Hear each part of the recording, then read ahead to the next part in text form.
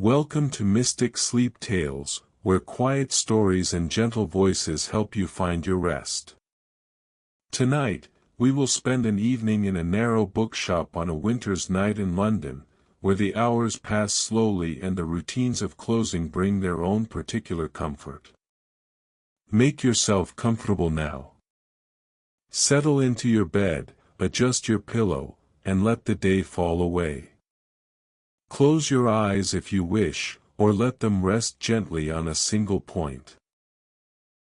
Breathe slowly, deeply, and allow yourself to be carried into this quiet world, where nothing urgent waits and everything moves at the pace of turning pages. The bookshop stood on a narrow street not far from Holborn, its frontage modest and darkened by years of London soot, the bricks holding that particular shade of grey that comes from decades of coal smoke and winter fog. The window, though cleaned regularly, bore a faint film that softened the light from within, so that the shop seemed to glow rather than shine, its illumination muted and inviting in the way of old establishments that have learned not to startle the evening's passers-by. Above the door, a painted sign announced the proprietor's name in letters that had once been gilt but were now merely cream-colored against dark green, the words barely legible in the failing light but familiar enough to those who knew where to look. Inside, the air held the particular scent that belongs only to rooms where books have lived for many years, a combination of leather and paper and dust and something else that might have been the accumulated breath of all the readers who had ever stood before these shelves, turning pages with careful fingers. The shop was not large. From the door to the back wall measured perhaps 30 feet, and the width was such that two people could pass each other comfortably but not three. Shelves rose on either side from floor to ceiling. They were dark and solid, built in an earlier decade when such things were made to outlast their makers. The books stood spine out, organized according to a system that seemed to make sense only to the proprietor himself, for there were volumes of poetry next to treatises on navigation, and novels sat companionably beside works of natural philosophy. Near the center of the shop stood a small counter, its surface worn smooth by years of coins and hands and books laid down for wrapping. Behind it, on a higher shelf, the bookseller kept his ledgers and his modest supply of brown paper and string, these implements of his trade arranged with the precision of long habit. A wooden stool waited behind the counter, its seat shaped by use to fit one particular person, and beside it stood a cane wastepaper basket that was emptied each evening and never allowed to overflow. The light came from two sources. During the day, such illumination as could be had filtered through the front window, though in winter this was never very much, for the street ran east to west and the buildings opposite stood tall enough to keep the sun from reaching the lower stories for most of the short hours between dawn and dusk. In the evening, and on those gray afternoons when fog pressed against the glass like an uninvited guest, the bookseller lit an oil lamp that hung from a bracket near the window. This lamp had a glass chimney kept scrupulously clean, and when the flame was properly trimmed it cast a steady, amber glow that reached perhaps halfway into the shop's depths, leaving the back shelves in a comfortable dimness that somehow made them seem more full of possibility than the illuminated sections nearer the door. The bookseller himself was a man of middle years, though the exact number would have been difficult to guess, for he had one of those faces that seems to have settled early into its final form and then simply stayed there, neither aging noticeably nor retaining any obvious youth.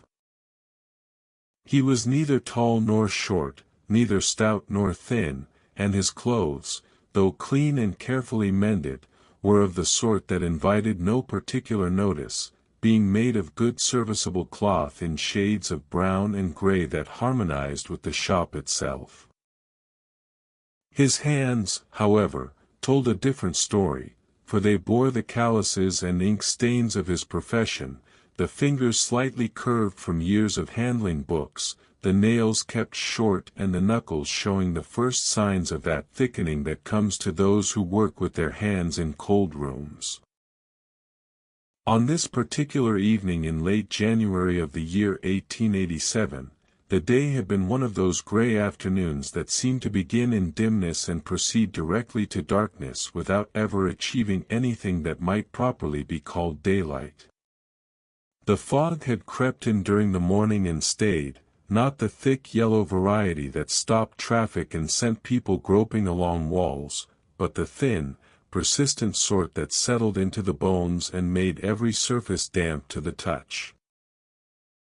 The bookshop had seen few customers, which was not unusual for such a day, and those who had entered had done so quickly, bringing with them gusts of cold air and the smell of wet wool. Now, as the church clock in the next street struck 6, the bookseller moved through his evening routines with the calm deliberation of one for whom these actions had become a kind of meditation. He had locked the front door 10 minutes earlier, turning the key in its well-oiled mechanism and sliding the bolt home with a soft click that marked the transition from public space to private. The last customer, a clergyman seeking a commentary on the minor prophets, had departed with his wrapped parcel under his arm and his thanks expressed in that particular way clergymen have, which manages to sound both sincere and slightly distant at the same time. The bookseller moved first to the oil lamp, which had been burning since mid-afternoon and now wanted trimming. He reached up with the ease of long practice and carefully lifted the glass chimney, setting it aside on a cloth kept for that purpose. The flame, freed from its confinement, wavered and smoked slightly. He adjusted the wick with the small brass key attached to the lamp's base, turning it down until the flame was no more than a blue whisper, then used the small scissors from his waistcoat pocket to trim away the charred portion of the wick. This done, he turned the flame back up to its proper height, neither too high, which would smoke the chimney and waste oil, nor too low, which would give insufficient light. He replaced the chimney with care, wiping a smudge from its surface with his cloth before returning it to the bracket. The lamp settled back into its steady burning, casting its circle of amber light across the front portion of the shop.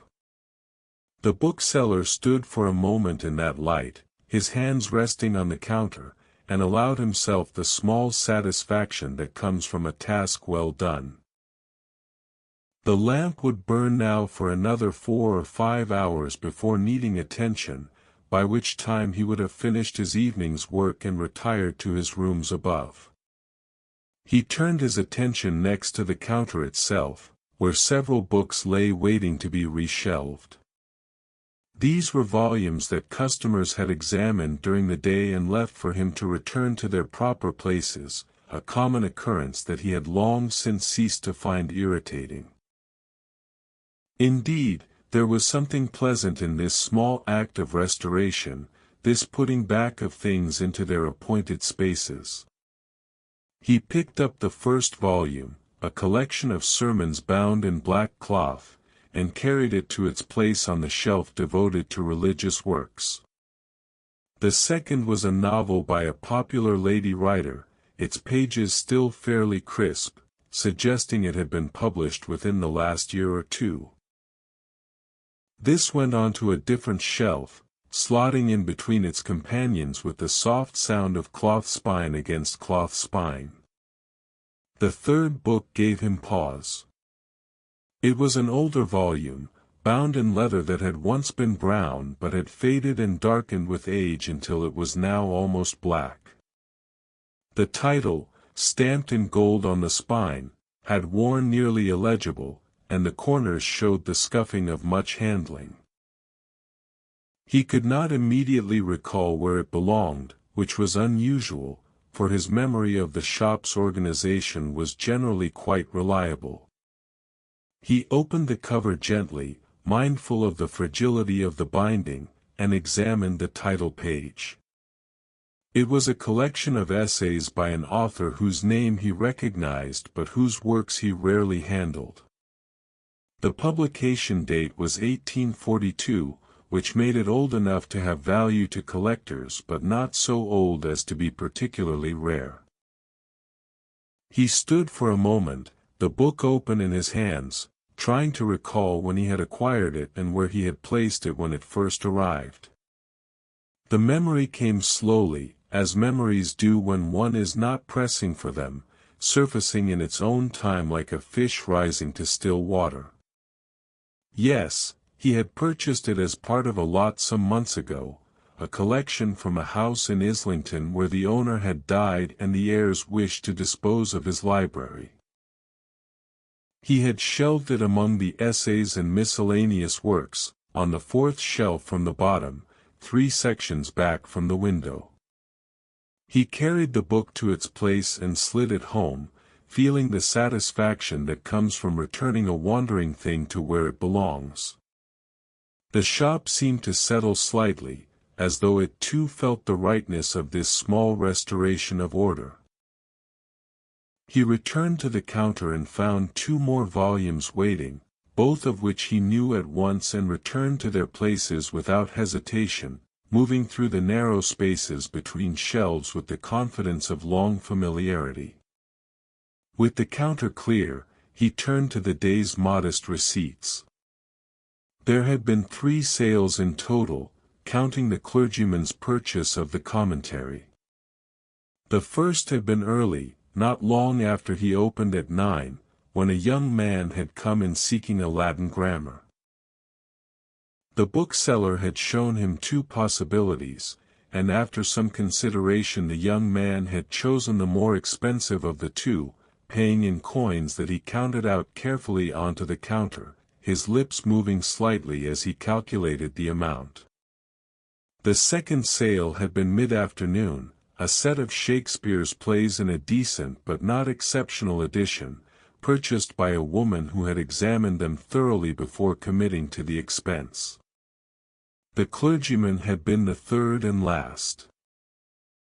The money from these sales lay now in the drawer beneath the counter, mixed with the coins that had been there that morning. The bookseller retrieved his cash box from its place beneath the counter and began the process of counting and sorting. He worked methodically, separating the coins by denomination, stacking them in neat columns that he counted twice to be certain of the amounts. There were mostly smaller coins, sixpences and shillings, with a few half-crowns and 1 sovereign that glinted dully in the lamplight. He recorded the total in his day book, a large ledger bound in marbled boards, his handwriting small and precise, noting the date, the amount, and beside it, in the margin, a brief record of what had sold. The arithmetic was simple but required attention, for the shop's finances ran on narrow margins, and every penny needed accounting. He subtracted from the day's receipts the amount he needed to set aside for rent, which was due at the end of the month, and for coal, of which he would need another delivery before the week was out. What remained was modest but sufficient, enough to cover his own needs and to purchase new stock when opportunities arose. He was not a wealthy man, but neither was he poor, and he had long ago made his peace with the idea that his reward lay not in accumulated riches but in the steady, quiet satisfaction of work that suited him. The counting completed, he placed the money in the cash box, locked it, and returned it to its place. The day book he left open on the counter, ready for the next entry, which would not come until tomorrow when the shop opened again and the cycle began anew. He stood for a moment, looking at the page with its neat columns of figures, and allowed himself a brief thought about the peculiar pleasure of well-kept accounts, the way that numbers, properly managed, told a story as surely as any book on his shelves. The shop had grown darker during these minutes, for outside the January night had fully established itself. Through the window, he could see the street lamps across the way, their gaslights making small pools of illumination in the fog that had thickened as evening came on. Occasionally, a figure would pass, dark and indistinct, walking quickly with head down against the cold. The street was not a busy one, even during daylight hours, and at this time of evening it was quieter still, the shops having mostly closed and the residents having retreated indoors to their fires and their suppers. He moved to the window and stood looking out for a moment, his hands clasped behind his back, a posture he often assumed when his mind was elsewhere. The fog pressed against the glass, droplets forming and running down in slow, irregular paths. Beyond, the buildings opposite were mere suggestions, their outlines softened and uncertain. A cab passed, the sound of its horses' hooves muffled and distant seeming, and then the street was empty again except for the fog and the faint glow of the gas lamps struggling to assert themselves against the darkness. There was something companionable about this time of day, this transition between the shop's public hours and its private evening. The building seemed to exhale, the silence that settled over it not empty but full of small sounds that went unnoticed during busier hours, the tick of the clock on the wall behind the counter, the faint creak of floorboards settling, the barely audible hiss of the lamp. These sounds formed a kind of music, not melodious but rhythmic and familiar, a backdrop that the bookseller had long since ceased to hear consciously but which would have been immediately noticeable by its absence. He turned from the window and moved toward the back of the shop, where a door led to the narrow staircase that climbed to his rooms above. Before going up, however, there were a few more tasks to complete. The stove, a small cast-iron affair that stood near the back wall, needed checking.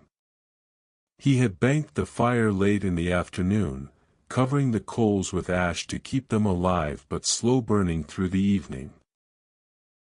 Now he opened the small door and peered inside, using the poker to stir the coals gently. They glowed red beneath the ash, still holding heat enough to be revived in the morning with the addition of fresh coal and a bit of kindling. Satisfied, he closed the door and set the poker back in its stand. The floor wanted sweeping, as it did every evening, for the day's traffic, however modest, always brought in dust and the occasional dried leaf or bit of mud from the street.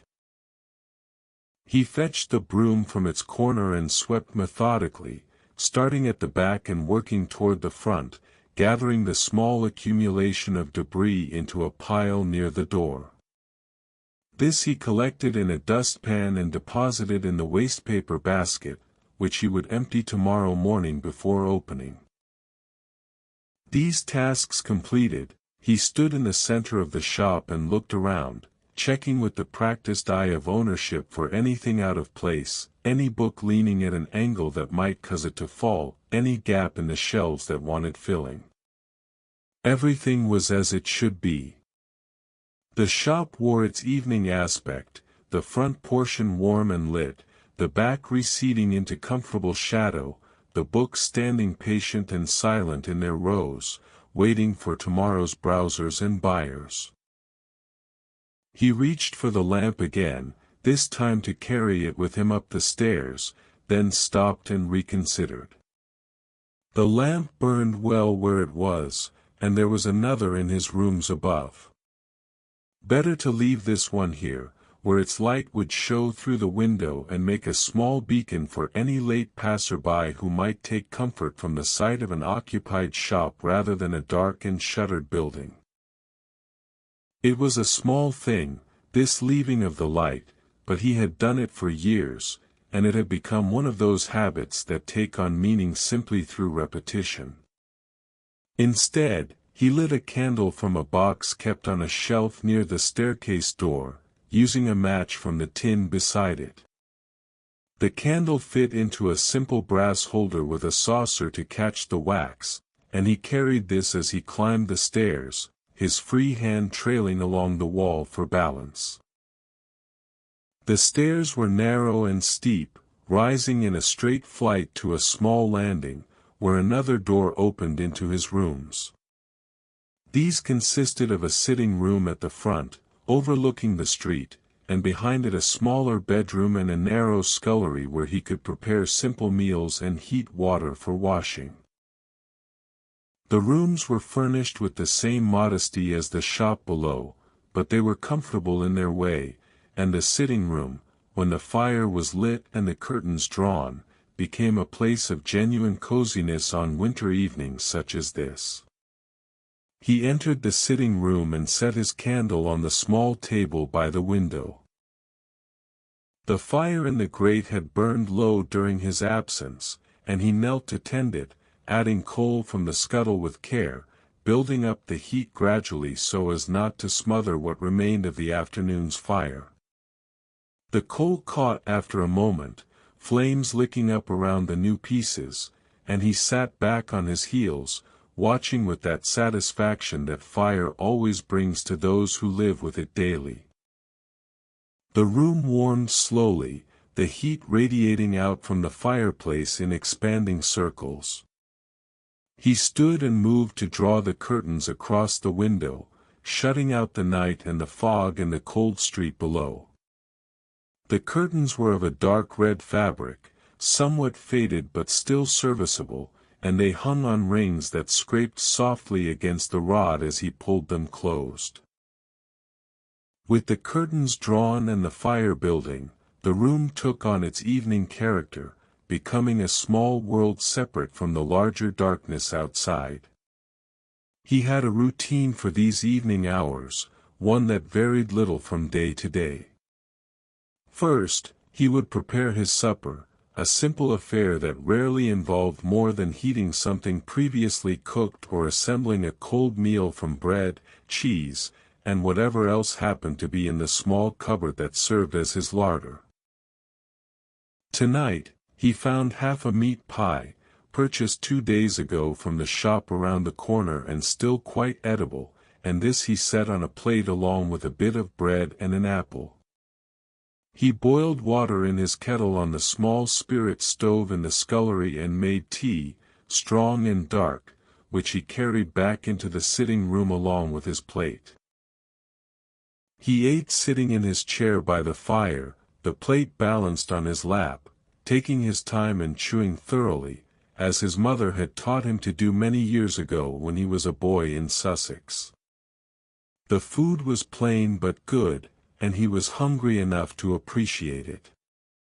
The tea warmed him from within, and by the time he had finished eating and set his plate aside, he felt that particular combination of comfort and mild fatigue that signaled the day's activities were truly done.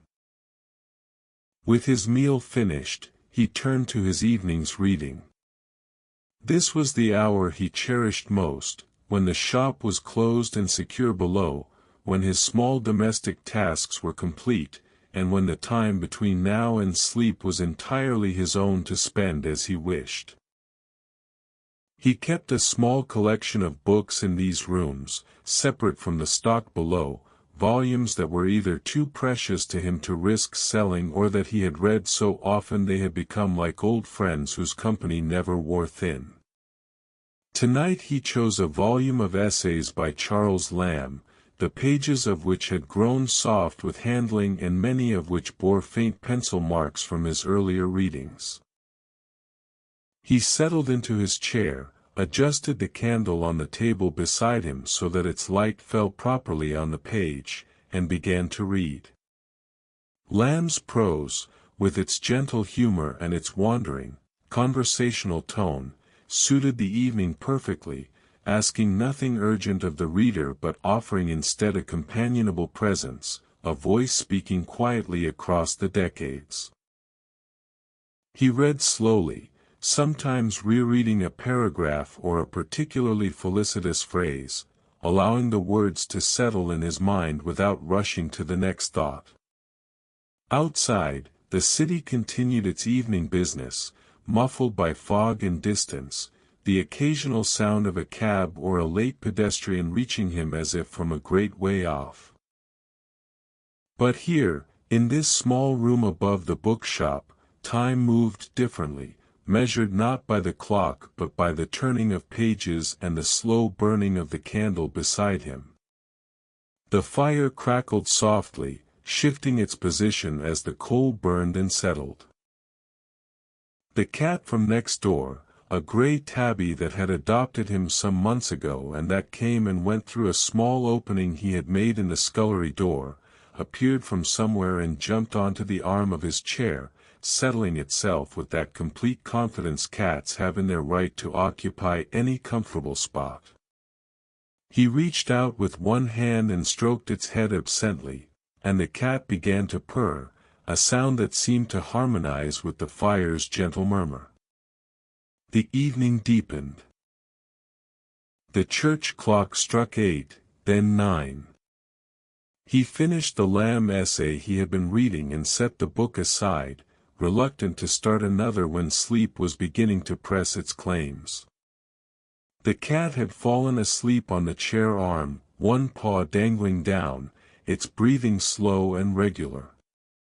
The fire had burned down to a comfortable glow that would last most of the night if left undisturbed. He rose, careful not to disturb the cat, and made his evening preparations for sleep.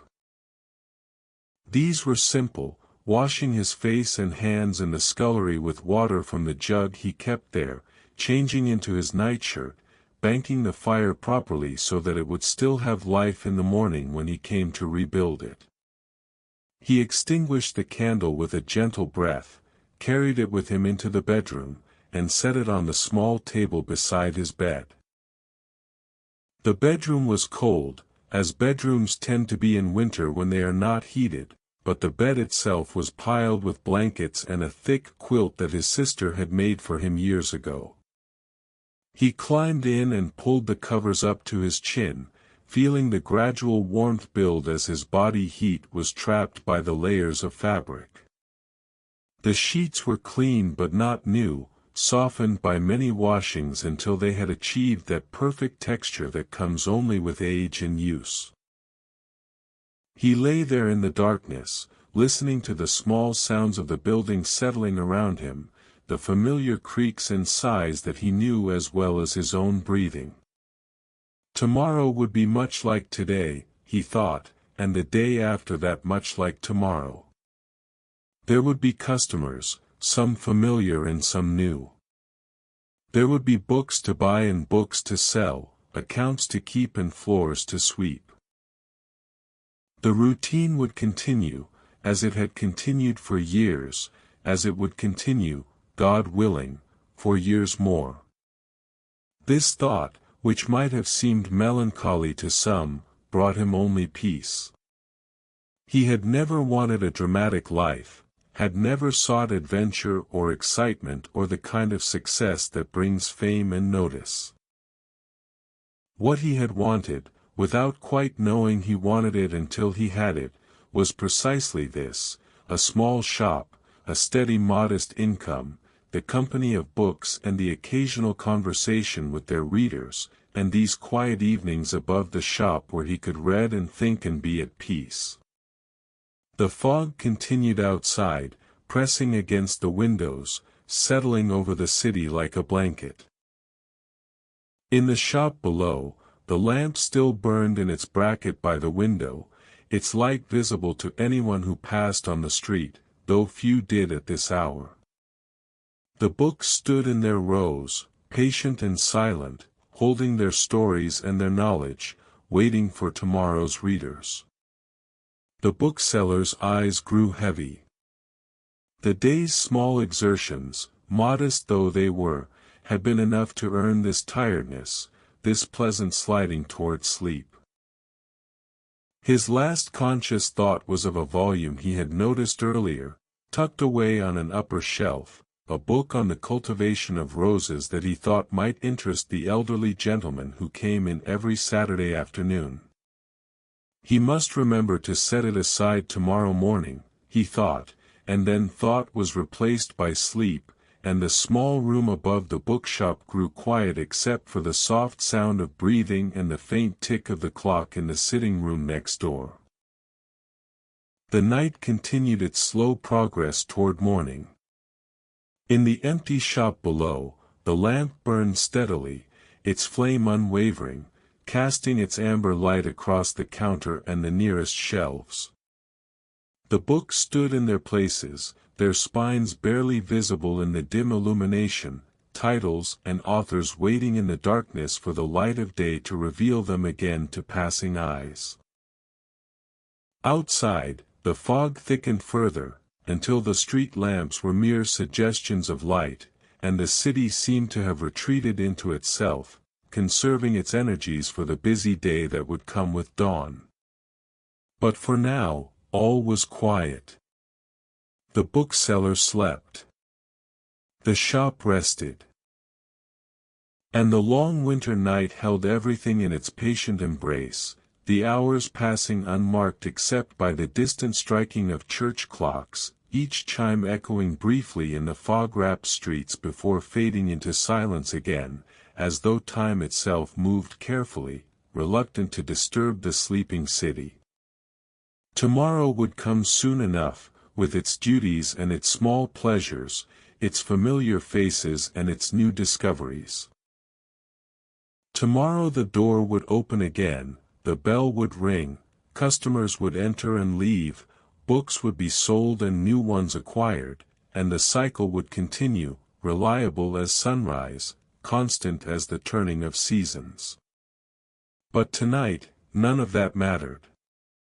Tonight there was only the darkness and the quiet and the deep, restful sleep of one who has lived his day well and earned his rest. The shop waited. The books waited. And in the room above, the bookseller slept on, his breathing slow and even, his mind at peace, his hands resting quiet on the clean sheets, as the winter night continued its unhurried journey toward morning. The morning came slowly, as January mornings do in London, the darkness giving way so gradually to grey light that the exact moment of transition could never quite be marked. The fog had not lifted during the night but had instead settled more thoroughly, so that when the bookseller woke, shortly before 7, and rose to pull back the bedroom curtains, he found the world outside reduced to shapes and suggestions, the buildings across the way visible only as darker masses against the general grayness. He dressed quickly in the cold room, pulling on the same clothes he had worn the day before, for he saw no reason to change them when they were still clean and serviceable. His morning ablutions were brief, a wash in cold water from the jug in the scullery, a careful shave using the small mirror that hung above the basin, these tasks performed with the practiced efficiency of long habit. The cat, which had spent the night somewhere in the sitting room, appeared and wound itself around his ankles, making small sounds that indicated both greeting and a desire for breakfast. He fed the cat first, scraping the remains of yesterday's fish into its bowl and setting it down on the floor near the scullery door. While the cat ate, he attended to the fire in the sitting room, raking out the ashes from the grate and laying a new fire on top of the still glowing coals from the night before. The coal caught quickly, and soon the room began to warm, though it would be some time before the heat penetrated properly into the corners. His own breakfast was simple, taken standing at the scullery counter while he waited for the kettle to boil. Bread from 2 days ago, still acceptable when toasted over the spirit stove, spread with butter and a bit of marmalade. Tea, made strong and hot, drunk from a chipped cup that had been his father's. He ate without particular attention, his mind already moving ahead to the tasks of the day, the small list of things that would need doing once the shop opened. By 7:30 he was descending the stairs to the shop, carrying with him the ash bucket from the upstairs fire, which would need emptying into the bin in the small yard behind the building. The shop greeted him much as he had left it, the lamp by the window having burned through the night and now guttering slightly, its oil nearly exhausted. He attended to this first, extinguishing the failing flame and refilling the reservoir from the can he kept on a shelf near the counter. The lamp would not be needed again until afternoon, but it was better to prepare it now than to wait until it was wanted. The stove at the back of the shop needed more attention than the one upstairs, for it had been burning longer on its banked coals and required rebuilding entirely. He knelt before it and worked methodically, raking out the ash and clinkers, laying fresh kindling on the glowing remnants, adding small pieces of coal and then larger ones as the fire took hold. The stove, once properly burning, would keep the shop tolerably warm through the day, though on days like this, when the fog pressed close and seemed to draw heat from every surface, truly warm was perhaps too much to hope for. With the fires tended, he turned his attention to the shop itself. The sweeping he had done the evening before meant there was little to do now beyond a quick check that everything remained in order. He walked slowly along the shelves, running his eye over the spines, looking for any volume that had been displaced or that leaned at an unhealthy angle. Here and there he made small adjustments, pushing a book back into line, straightening another, removing one that had somehow gotten placed with the wrong category and carrying it to its proper location 3 shelves away. This morning inspection was more than practical necessity, though it served that purpose well enough. It was also a kind of communion with the shop, a way of reacquainting himself with his stock after the night's separation, of noting what was there and what gaps existed that might be filled by new acquisitions. He knew these books not merely as commodities to be bought and sold but as individual presences, each with its own character and history. That volume of Byron, for instance, with its morocco binding and its previous owner's bookplate still pasted inside the front cover, had been in the shop for nearly 2 years now, waiting for the right buyer. The set of botanical prints, hand-colored and quite beautiful despite some foxing of the paper, had arrived just last week from an estate sale in Hampstead and would likely sell quickly if he could find the right customer for them. The church clock struck 8, and he moved to the front of the shop to prepare for opening. The door wanted unlocking, though he would not turn the closed sign to open for another hour yet. The counter needed clearing of the few items that had accumulated there overnight, the day book from yesterday's accounting, a scrap of paper on which he had noted a title to order, a pencil that had rolled to one edge and lodged there. These he put away in their proper places, leaving the counter surface clear except for the brass bell that customers could ring if they needed service, and he was occupied in the back of the shop. He had just finished these preparations when a knock came at the door, sharp and insistent. This was unexpected, for the shop's hours were clearly posted, and most regular customers knew better than to arrive before 9.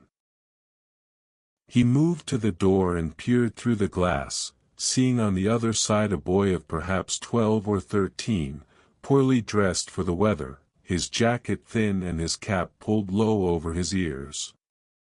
The boy knocked again, and the bookseller, seeing no reason to refuse, slid back the bolt and opened the door a few inches. The cold air rushed in immediately, along with the smell of fog and damp wool. The boy, seeing the door open, spoke quickly, his words coming out in a rush that suggested he had been rehearsing them. "Beggin' your pardon, sir, but Mr. Harwick, what has the print shop on Leather Lane, He says could you spare him the loan of some brown paper, on account of his delivery didn't come yesterday and he's got parcels needs wrapping. The bookseller considered this request for a moment. Harwick was a decent man, careful with borrowed things and prompt to return them or to reciprocate favors. The brown paper was kept in good supply, and the loan of a few sheets would cost nothing beyond the small effort of fetching them. "Wait here," he said to the boy, and moved back into the shop, leaving the door open behind him. He found the paper on its shelf beneath the counter, a good supply of it folded flat and tied with string. He selected half a dozen large sheets, more than Harwick would likely need, and returned to the door.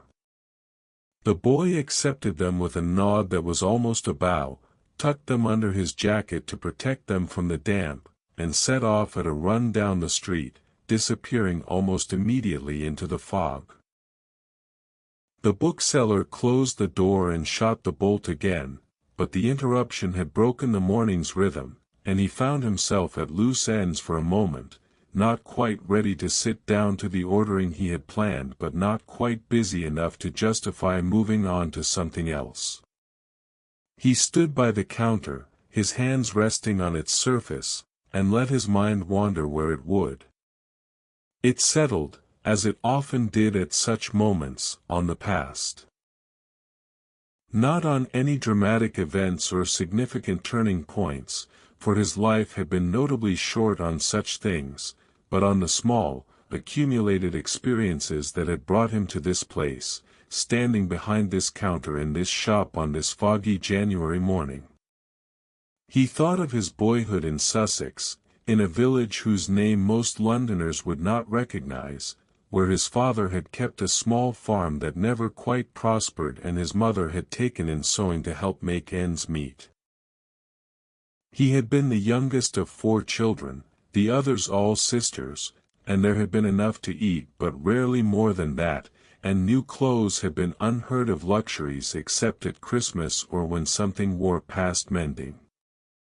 He had learned to read from the vicar, who had noticed something in the boy, some quality of attention or hunger for learning, and had taken it upon himself to provide instruction.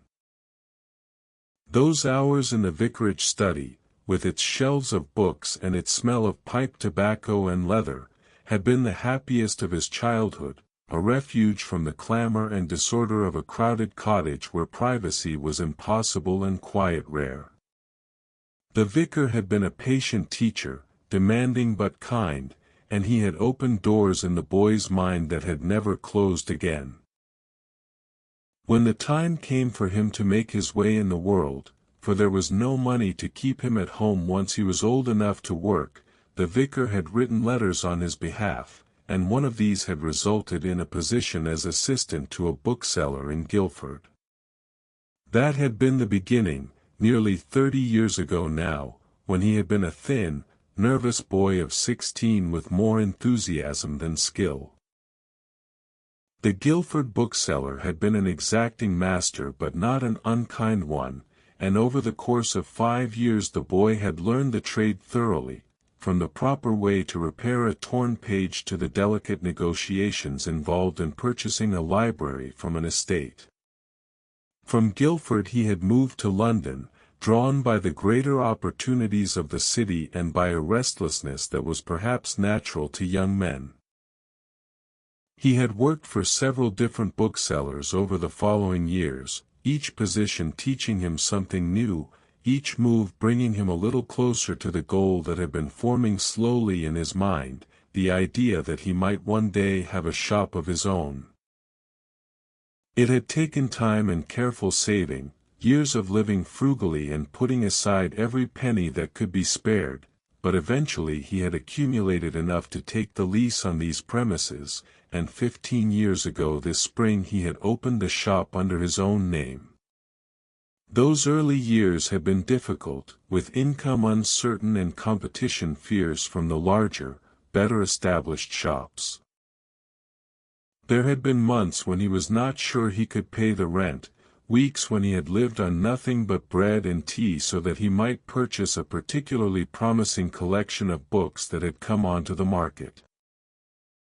But somehow he had persisted, and gradually the shop had found its place in the neighborhood, had become known as a reliable source for decent books at fair prices, and the customers had come, slowly at first and then more steadily, until the business had reached the modest but sustainable level where it now rested.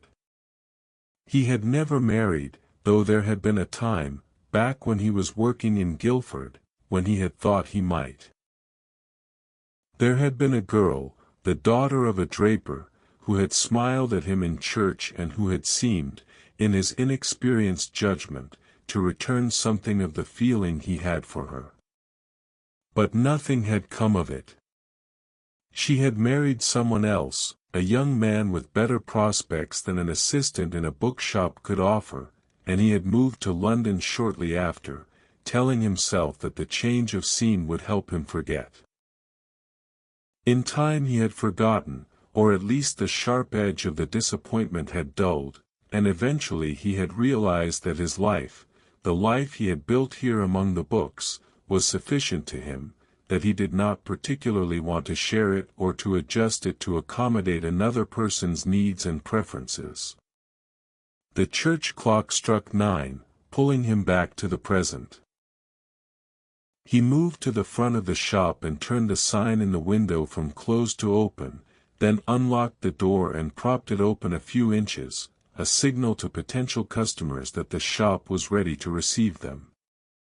The fog was still thick, and the morning was cold enough that leaving the door open was perhaps not the wisest decision, but it was traditional, and tradition in such matters seemed worth honoring even at the cost of a bit of extra coal to keep the stove burning. The first hour after opening was usually quiet, and today proved no exception. He occupied himself with the ordering he had planned, working through the list of titles he had noted down over the past week, titles that customers had asked for or that he thought would sell well if he could acquire them at reasonable prices. He wrote his orders carefully in his clear, small hand, addressed the envelopes to the various publishers and wholesalers with whom he did business, and set them aside to be posted later in the morning when he made his usual round to the post office on Holborn. At 10:30, the bell above the door rang, and he looked up to see his first customer of the day. It was Mrs. Henshaw, a widow who lived somewhere nearby, he had never asked exactly where, and who came in perhaps once a fortnight to browse the shelves and occasionally to make a purchase. She was a small, neat woman of indeterminate age, always dressed in black, with a face that bore the marks of old grief worn smooth by time. "Good morning, Mrs. Henshaw," he said, rising from his stool behind the counter. "Cold day." "Indeed it is, Mr. Pemberton," she replied, her voice soft but clear. "I wonder that anyone ventures out in such weather, but I find myself in need of something to read, and I remembered that you had mentioned expecting a new novel by Mrs. Oliphant." He had indeed mentioned this, though he could not now recall when, and was pleased that she had remembered. "It arrived 3 days ago," he said. "Let me show you." He led her to the section where he kept the newer fiction, a shelf about midway down the shop on the right-hand side. The Oliphant novel was there, its cloth binding still crisp and unmarked. He took it down and handed it to her, and she opened it carefully, running her eyes over the first page with the concentration of one who takes reading seriously. "It looks promising," she said after a moment. "What are you asking for it?" He named a price that was fair but not cheap, for the book was new and in perfect condition. She considered this for a moment, her face thoughtful, and he waited patiently, knowing that customers in his shop were never rushed. At last she nodded. "I'll take it," she said. "Could you wrap it for me, please? The fog is so damp, and I should hate for it to be damaged on the way home." He wrapped the book carefully in brown paper, the same paper he had lent to Harwick earlier, and tied it with string, making a small loop at the top that would serve as a handle. She paid with coins from a small purse she drew from her reticule, counting them out precisely, and accepted the parcel with thanks. They exchanged a few more pleasantries, nothing of consequence, just the small courtesies that made commerce more human, and then she was gone, the bell ringing again as she departed into the fog. The shop settled back into quiet.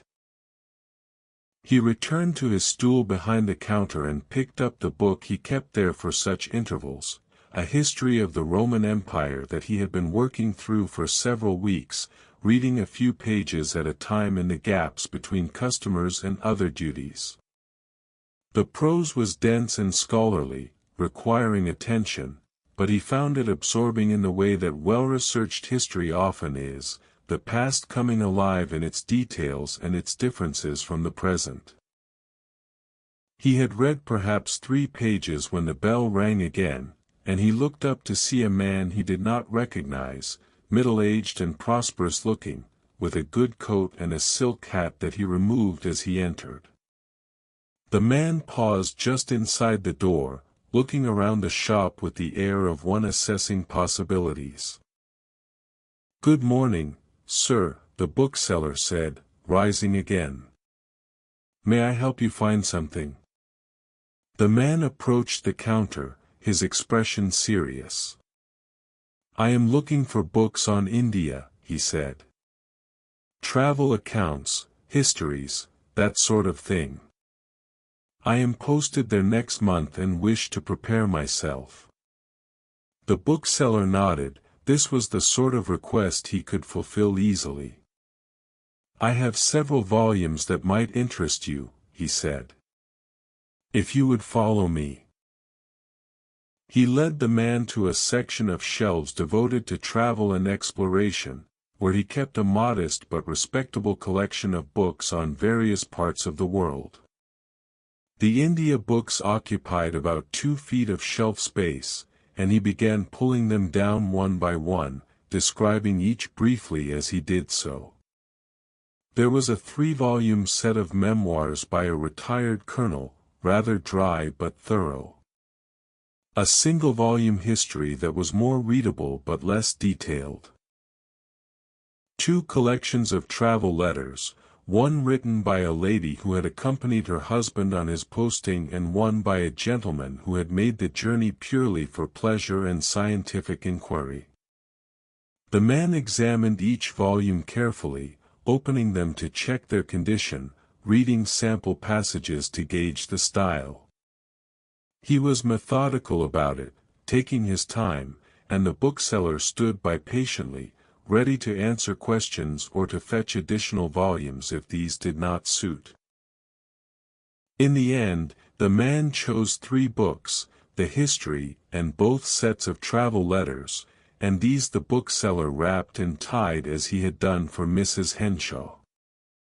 The transaction took the better part of an hour, what with the selection process and then the wrapping and the payment, which involved the man writing a check rather than paying in cash.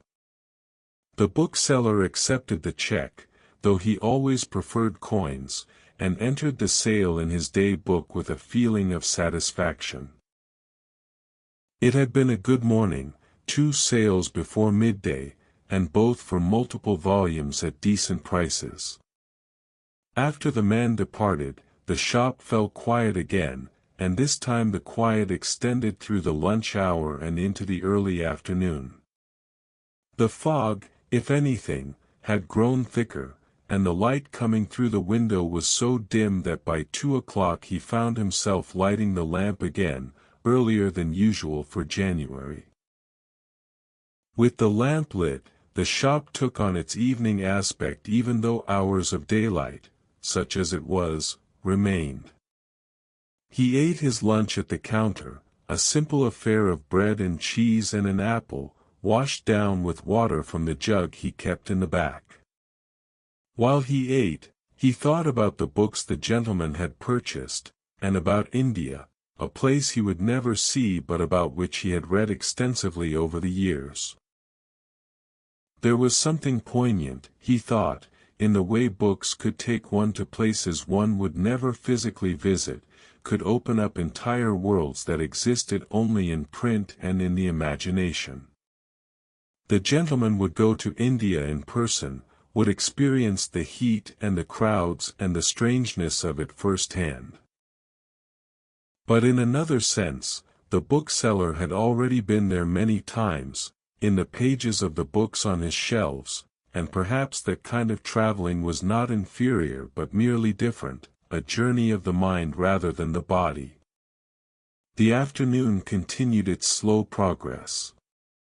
A young clerk came in seeking a gift for his employer, something appropriate but not too expensive, and the bookseller helped him select a volume of essays that seemed to fit the requirements.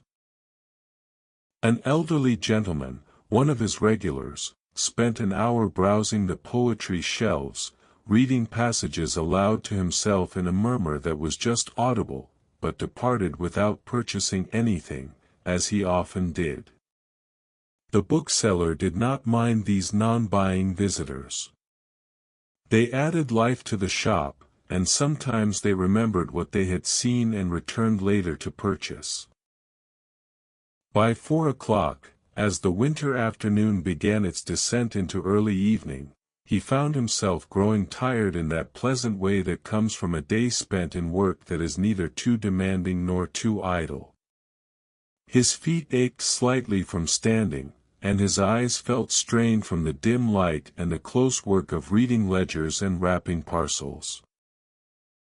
He thought with anticipation of the evening ahead, of closing the shop and climbing the stairs to his rooms, of the fire and his book and the quiet hours before sleep. But the day's work was not quite finished. There were still 2 hours until closing time, and in a business such as this, one never knew when a profitable sale might walk through the door. So he remained at his post, standing behind the counter or sitting on his stool, keeping watch over his domain, while outside the fog thickened further and the city's sounds grew muffled and distant, as though London itself were settling down for the night, pulling a blanket of grey mist over its streets and buildings, preparing for the long, cold night ahead.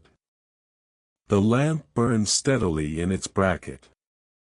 The stove's fire glowed red behind its iron door. The books stood in their silent rows, patient as always, waiting for the next reader, the next pair of hands to open their covers and discover what lay within. And in the midst of it all, the bookseller waited too, part of the shop's fabric now, as much a fixture as the shelves and the counter and the old floorboards that creaked beneath his feet. This was his life, he thought, and it was enough. 1940. The light was fading more rapidly now, the winter afternoon surrendering to evening without resistance. By 4:30, the fog had grown so dense that the buildings across the street had disappeared entirely, leaving only an occasional faint glow where a window somewhere showed lamplight struggling against the general obscurity. The bookseller moved to light a second lamp, one that hung near the back of the shop, and with both burning the interior took on a warmth of illumination that made the fog outside seem even more impenetrable by contrast. The quiet of the afternoon continued, unbroken except for the occasional sound from the street, a cart passing unseen, its wheels grinding over the cobbles, or voices calling to one another, distorted and directionless in the muffling fog. Inside the shop, time seemed to slow further, each minute stretching out, becoming almost tangible in the stillness. The bookseller found himself listening to the small sounds of the building, the faint tick of the clock, the settling of coals in the stove, the nearly imperceptible creak of wood adjusting to changes in temperature and humidity. He had returned to his stool behind the counter and was making notes in a small memorandum book he kept for recording ideas and observations about the business. There was a collection coming up for sale next week. He had seen it advertised in the paper, the library of a deceased clergyman in Islington. Such sales were often fruitful, for clergymen tended to own good books and to care for them properly, and the prices at auction were sometimes reasonable if one bid carefully and did not get caught up in competition with the larger dealers. He noted the date and time of the sale, along with a reminder to himself to view the books beforehand if possible, to assess their condition and determine which lots might be worth pursuing. As he wrote, his mind drifted to the peculiar economics of his trade, the delicate balance between what he paid for books and what he could sell them for, between holding stock in hopes of finding the right buyer and moving books quickly to maintain cash flow. It was not a business that generated great wealth, at least not at his level, but it was satisfying in ways that had nothing to do with money. There was pleasure in matching the right book to the right reader, in seeing someone's face light up when they found what they had been seeking, in knowing that he served as a kind of intermediary between the past, when these books were written, and the present, when they were read and valued anew. The clock struck 5, and he looked up from his notes, surprised that the hour had passed so quickly. Only one more hour until closing time, and it seemed unlikely now that many more customers would appear. The fog and the early darkness would keep most people indoors, and those who did venture out would be hurrying to their destinations rather than browsing in bookshops. He considered closing early. It would not be the first time he had done so on such an evening, but something in him resisted the idea. The shop's hours were posted, and keeping to them seemed a matter of integrity, a small promise to the world that ought to be honored regardless of convenience. He rose from his stool and made a circuit of the shop, less from necessity than from a desire to move, to stretch his legs and shift his weight. As he walked between the shelves, he let his fingers trail along the book spines, feeling the textures of cloth and leather, the occasional roughness where a binding had suffered damage. Here was a gap where the Oliphant novel had stood this morning. He would need to order another copy, for Mrs. Henshaw would likely mention it to her friends if she enjoyed it, and he might sell several more. There, on a lower shelf, was a set of Gibbon's Decline and Fall that had been in the shop for nearly a year, beautiful books, well bound and complete, but expensive enough that few could afford them and scholarly enough that fewer still wanted them. He paused before this set, took down the first volume, and opened it at random. The page fell open to a passage about the Emperor Marcus Aurelius, and he read a few sentences, admiring Gibbon's prose despite its occasional pomposity. The words seemed to glow slightly in the lamplight, the printed letters clear and sharp on the yellowed page. He had read this work years ago, all 6 volumes, and had found it both exhausting and exhilarating, a sustained argument carried across thousands of pages, accumulating evidence and insight until the reader could not help but be convinced. He closed the book gently and returned it to its place, making a mental note to mention it to the next customer who showed an interest in history. Continuing his circuit, he came to the section where he kept books on natural history and science, subjects that had fascinated him since boyhood but which he had never had the opportunity to study formally. Here were Darwin's works, both The Origin of Species and the later book on earthworms, which he had read with equal interest despite their very different subjects. Here were books on botany and geology, on astronomy and chemistry, each representing someone's attempt to understand and explain the natural world through careful observation and reasoning. He had enormous respect for such work, for the patience and dedication it required, though he knew his own contributions to human knowledge would never extend beyond the modest service of connecting readers with books. A sound at the door made him turn, and he saw a figure outside pressing close to the glass, trying to peer through the fog-dimmed window.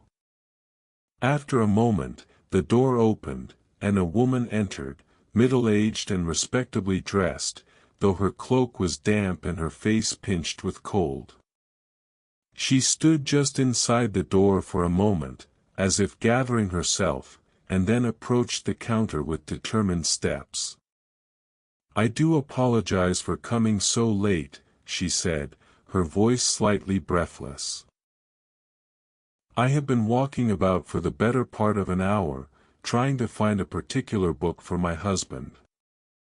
Tomorrow is his birthday, you see, and I had quite forgotten until this morning, which was very foolish of me, and now I am in rather desperate straits." The bookseller recognized the note of mild panic that sometimes entered customers' voices when they were shopping under pressure, and he responded with the calm reassurance that years of dealing with such situations had taught him was most effective. "I shall certainly try to help you," he said. "What sort of book does your husband enjoy?" She described her husband's interests, which seemed to center on practical matters, engineering and mechanics and the construction of things. The bookseller listened carefully, asking occasional questions to narrow the field, and gradually formed a picture of the kind of book that might suit. He led her to a section where he kept technical works, a small collection but reasonably current, and began showing her possibilities. There was a book on railway engineering, quite detailed and illustrated with diagrams. Another on the construction of iron bridges, written by a prominent engineer and considered authoritative. A third on the principles of hydraulics, somewhat older but still useful. The woman examined each book carefully, clearly out of her depth with the technical content but trying her best to judge which her husband might prefer. The bookseller helped where he could, pointing out features that might appeal, explaining the reputation of various authors. In the end, she chose the book on bridges, drawn by the quality of the illustrations and by the bookseller's assurance that it was well regarded in engineering circles, though how he knew this he could not have said, only that one absorbed such knowledge over years of handling books and listening to customers. He wrapped the book with particular care, knowing it was a gift, and even tied the string in a more decorative manner than he usually bothered with, making a small bow at the top. The woman's face brightened with relief as she accepted the parcel, and she thanked him with genuine warmth, paying quickly and hurrying back out into the fog, the bell ringing behind her with what seemed like a celebratory note. The bookseller returned to his stool, pleased with the sale and with the thought that he had helped rescue this woman from her predicament.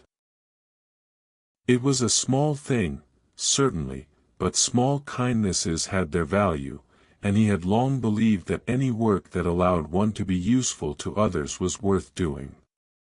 He glanced at the clock and saw that it was now 20 minutes past 5. 40 minutes until closing, and surely no more customers would come in weather like this. He occupied the remaining time by beginning the process of preparing for closure, though he did not yet lock the door. He moved about the shop, straightening volumes that had been disturbed during the day's browsing, returning to their proper shelves the few books that had been examined and left on the counter or on the small table near the window where customers sometimes sat to look through volumes before deciding whether to purchase.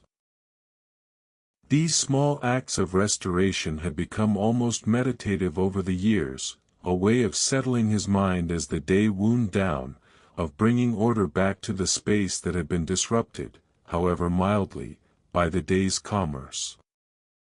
At 6 o'clock precisely, he moved to the door and turned the sign to closed, then shot the bolt and drew down the shade that covered the upper portion of the door's glass. The shop was now sealed against the night, a small island of light and warmth in the vast darkness of the fog-wrapped city. He stood for a moment with his hand still on the shade, listening to the muffled sounds from outside, and felt that particular satisfaction that comes from knowing one's work is done, that the responsibilities of the day have been discharged and the evening now belongs entirely to oneself.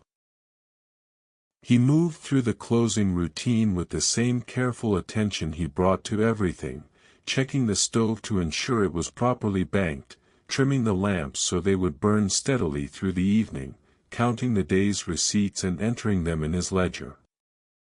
For sales in total, not spectacular but respectable for a foggy January day. The total amount was slightly above his daily average, helped considerably by the gentleman buying books on India. He recorded everything precisely, the amounts, the titles sold, even brief notes about the customers for his own future reference. With the accounts completed, he placed the day's money in the cash box and locked it, then carried it with him as he climbed the stairs to his rooms. It would remain there overnight, in a small cupboard in his bedroom that locked securely, and in the morning he would bring it back down to the shop. This nightly transport of the cash box was another of those routines that had become ingrained through repetition, a small ritual that marked the boundary between work and rest. The sitting room was cold when he entered, the fire having burned down during the day to mere embers. He set the cash box aside and knelt before the grate, building up the fire with the same care he had shown in the shop below. The coal caught slowly, reluctant in the cold air, but eventually the flames took hold and began to spread warmth into the room. He remained kneeling for a moment, watching the fire establish itself, feeling the heat begin to reach his face and hands. The cat appeared from somewhere, as it always did around this hour, and rubbed against his leg, making sounds of greeting and demand. He rose and went to the scullery to prepare its evening meal, finding a bit of meat he had bought 2 days ago and cutting it into small pieces, which he placed in the cat's bowl along with some bread soaked in milk. The cat fell upon this offering with enthusiasm, and he stood watching it eat, amused as always by the intensity cats brought to the business of feeding. His own supper would be simple tonight, for he had not thought to prepare anything during the day and was now too tired to undertake any elaborate cooking. He found eggs in the cupboard, still fresh, and decided to scramble them with a bit of cheese and some bread fried in butter. This he did at the small stove in the scullery, working slowly and carefully, for he had learned over the years that hurrying such tasks led only to burnt food and unnecessary frustration. The eggs cooked gently, becoming soft and creamy, and he ate them directly from the pan, standing at the counter, his mind already beginning to drift toward the evening's reading. With his hunger satisfied, he returned to the sitting room, now pleasantly warm from the fire, and settled into his chair with a sense of deep contentment. The fog pressed against the windows, but inside all was comfort and quiet. He had brought a different book up from the shop earlier in the week, a volume of poetry by Wordsworth, and this he took up now, opening it to where he had placed a bookmark the evening before. The poems seemed particularly suited to the season and the weather, with their emphasis on solitude and nature and the inner life of the mind. He read slowly, sometimes pausing over a line or a stanza, letting the words settle in his consciousness before moving on. Wordsworth's verse had a contemplative quality that matched his own temperament, and he found himself nodding in agreement with sentiments about the consolations of quiet observation and the pleasures of memory. Outside, the city continued its evening business, though the fog muted everything to whispers and suggestions. Somewhere a dog barked, the sound carrying oddly in the dense air, seeming to come from multiple directions at once. A cab passed in the street below, the horse's hooves making a slow, careful rhythm on the cobbles. Voices called out briefly and were answered, then fell silent again. The bookseller read on, losing track of time, the pages turning slowly under his fingers. The cat had finished its meal and now joined him, settling onto his lap with that complete confidence cats have in their welcome. He stroked its head absently, his eyes following the lines of verse, his mind drifting between the words on the page and his own thoughts, which ranged freely across the day just past and the days to come, across memories of years gone by and idle speculation about the future. The fire burned steadily, its light supplementing the candle on the table beside his chair. The clock ticked away the minutes, steady and patient. The fog pressed close against the windows, but inside the small room was an island of warmth and light and quiet contentment, a space carved out of the winter darkness where a man could sit with his book and his cat and feel that all was well with the world, at least for this moment, in this place. Time passed unmarked except by the turning of pages and the gradual burning down of the candle.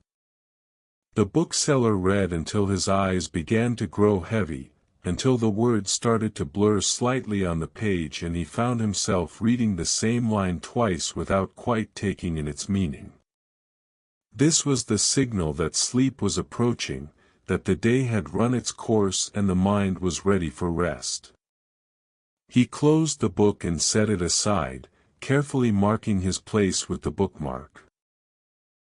The cat, disturbed by his movement, jumped down and stretched, then walked away with that purposeful gait cats adopt when they have decided it is time to find a sleeping place. The bookseller rose from his chair, feeling the stiffness in his legs from sitting so long, and moved about the room making his final preparations for the night.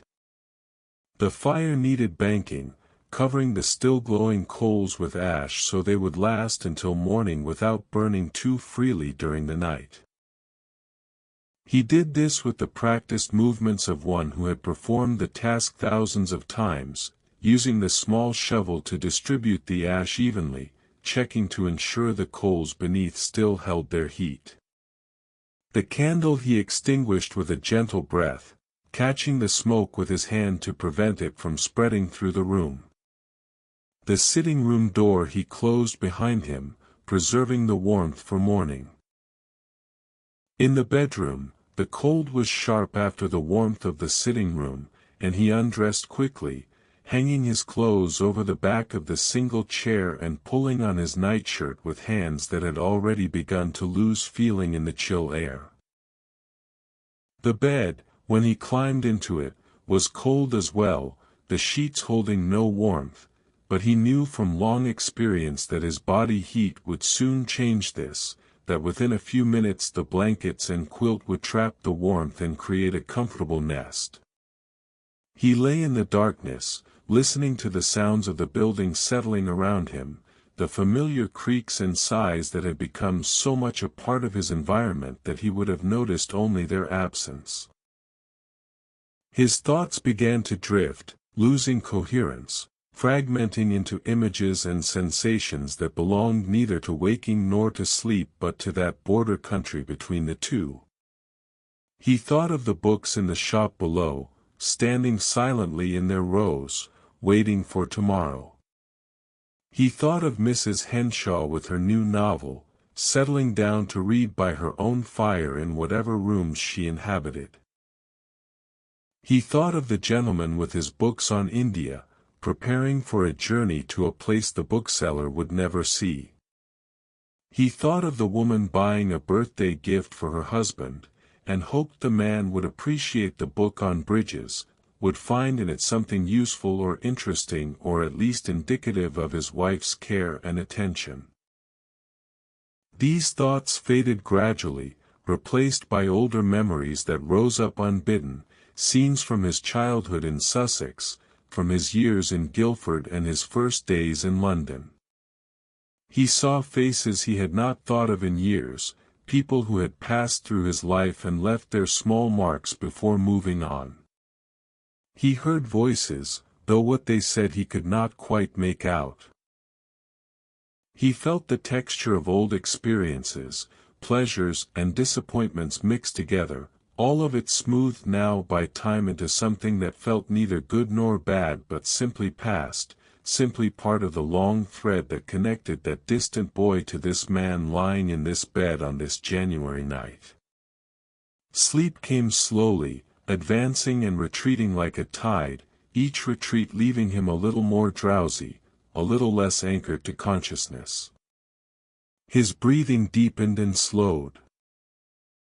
His muscles relaxed their vigilance. His mind released its hold on coherent thought and allowed itself to drift into the wordless, imageless realm of deep rest. The shop below stood dark and silent, except for the single lamp left burning in the window, its flame steady and unwavering, casting its small circle of light onto the fog-dampened street. The books waited in their places, patient as always, holding their stories and their knowledge through the long night. The stove's fire glowed behind its iron door, keeping the cold at bay. The clock on the wall continued its steady ticking, measuring out the hours with mechanical precision. Outside, the fog persisted, settling over London like a great grey sea, muffling the city's usual clamor, reducing the vast metropolis to a collection of small, isolated spaces, each lit by its own lamp, each containing its own quiet dramas and routines. The night would be long, as January nights always were, but it would end eventually, as all nights do, and morning would come again with its routines and its small necessities. But for now, there was only the darkness and the quiet and the fog. The bookseller slept, his breathing slow and even, his face peaceful in the darkness. The cat slept somewhere in the sitting room, curled into a tight ball for warmth. The city slept, or at least rested, gathering its strength for another day. And in the bookshop below, the lamp continued to burn, its light visible to any late walker who might pass by, though few did at this hour. It was a small thing, that lamp in the window, a tiny point of light in the vast darkness of the winter night. But it represented something more than mere illumination. It spoke of continuity, of human presence and human care, of a place that would be there tomorrow and the day after, steady and reliable as the turning of seasons. The night continued its slow passage toward morning, the hours marked only by the distant chiming of church clocks, each set of bells responding to the others across the fog-wrapped city, creating a kind of conversation in which the only word spoken was time, time passing, time measured, time acknowledged and marked and allowed to flow on toward whatever lay ahead. In his bed, the bookseller slept deeply, his mind at rest, his body relaxed, his breathing so slow and quiet it was barely audible even in the profound silence of the room. Tomorrow would bring its own concerns, its own small pleasures and challenges. The shop would open. Customers would come or not come. Books would be sold or would remain on their shelves. The routines would continue, as they had continued for years, as they would continue for years more, God willing. But tonight, none of that mattered. Tonight there was only sleep, deep and restful and restorative, the kind of sleep that comes to those who have lived their day well and have no cause for regret or worry. The darkness held everything gently, and the fog pressed close, and the lamp burned on, and the city rested, and all was well, at least for this moment, in this place, on this cold January night in the year 1887. The hours of deepest night passed in a silence that seemed almost absolute, broken only by those small sounds that belong to darkness, the settling of wood and brick, the faint whisper of wind finding its way through cracks and crevices, the distant bark of a dog or the rattle of a late cart on some nearby street. The fog persisted, holding the city in its damp embrace, and beneath it London slept, or at least withdrew into itself, the great engine of commerce and activity temporarily stilled. In the bookshop, the lamp continued its vigil, the flame burning with that particular steadiness that good oil and a properly trimmed wick provide. The light fell across the counter and the nearest shelves, illuminating titles and authors' names, casting shadows that remained motionless in the absence of any living presence to disturb them.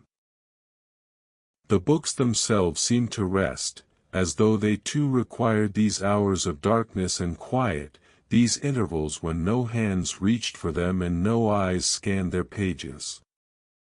The stove's fire had burned down to a bed of coals that glowed faintly when the draught caught them, providing just enough heat to keep the worst of the cold at bay. The shop's temperature had dropped considerably since closing, but it remained a few degrees warmer than the street outside, protected by walls and door and the residual warmth from the day's burning. Frost had not yet formed on the inside of the windows, though the glass was cold to the touch and bore the condensation of the shop's slightly warmer air meeting the frozen night. Above, in his bed, the bookseller slept on undisturbed, his sleep deepening as the night progressed, passing through those cycles that sleep follows, from lighter stages where dreams flickered at the edges of consciousness to deeper phases where the mind seemed to sink into a restfulness so profound it approached the absolute. His breathing remained slow and regular, his body still except for the small, involuntary adjustments that sleeping bodies make, seeking comfort, redistributing weight, responding to temperatures that shift as night advances. The cat, in the sitting room, had found its preferred sleeping spot on the chair the bookseller usually occupied, curled into the hollow his body had worn into the cushion over the years. It slept with that complete abandonment that cats achieve, its consciousness withdrawn so thoroughly that it seemed less asleep than absent, as though its spirit had wandered off somewhere and left only the warm, breathing body behind.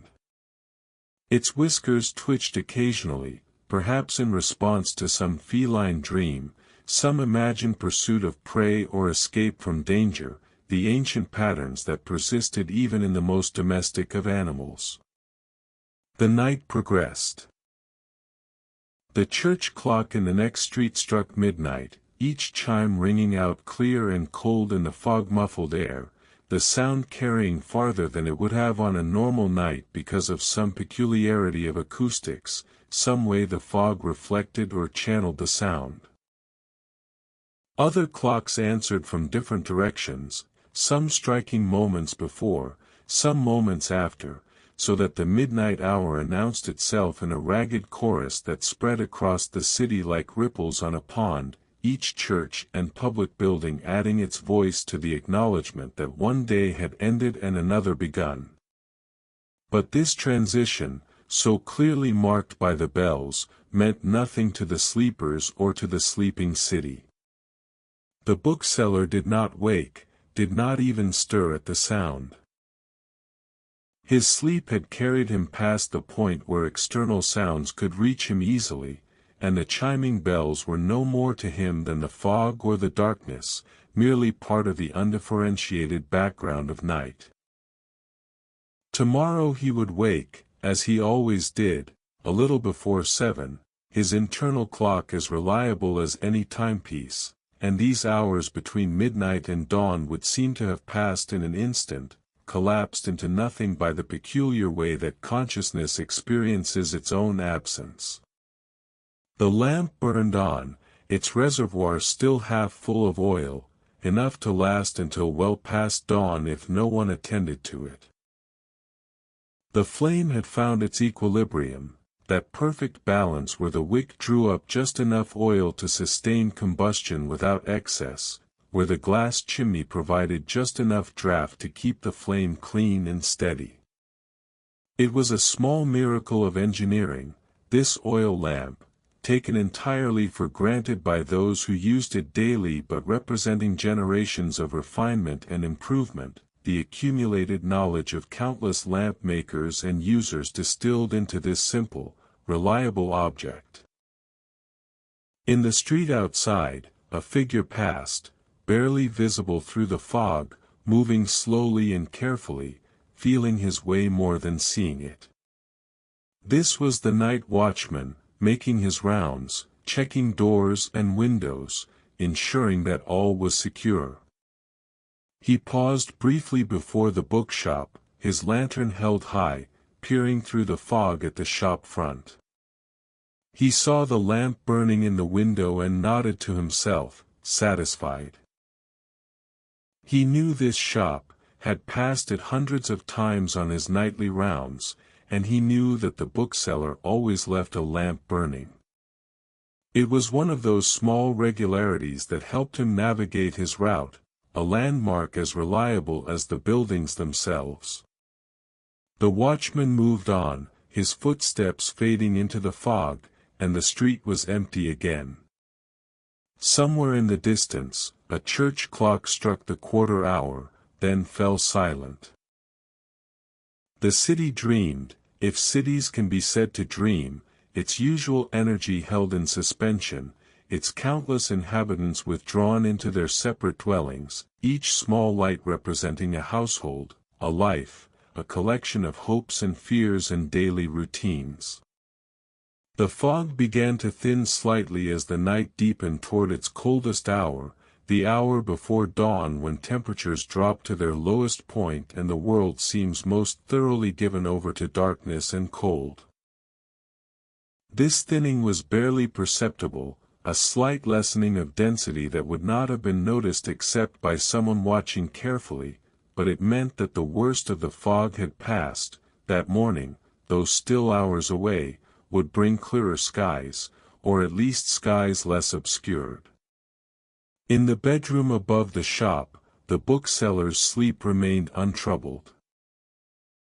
He had shifted his position slightly, turning onto his side, drawing his knees up somewhat, seeking the warmth that accumulated in the center of the bed beneath the heavy covers. His face, just visible above the blankets, was relaxed and peaceful, the lines that care and concentration etched there during waking hours smoothed away by sleep's gentle hand.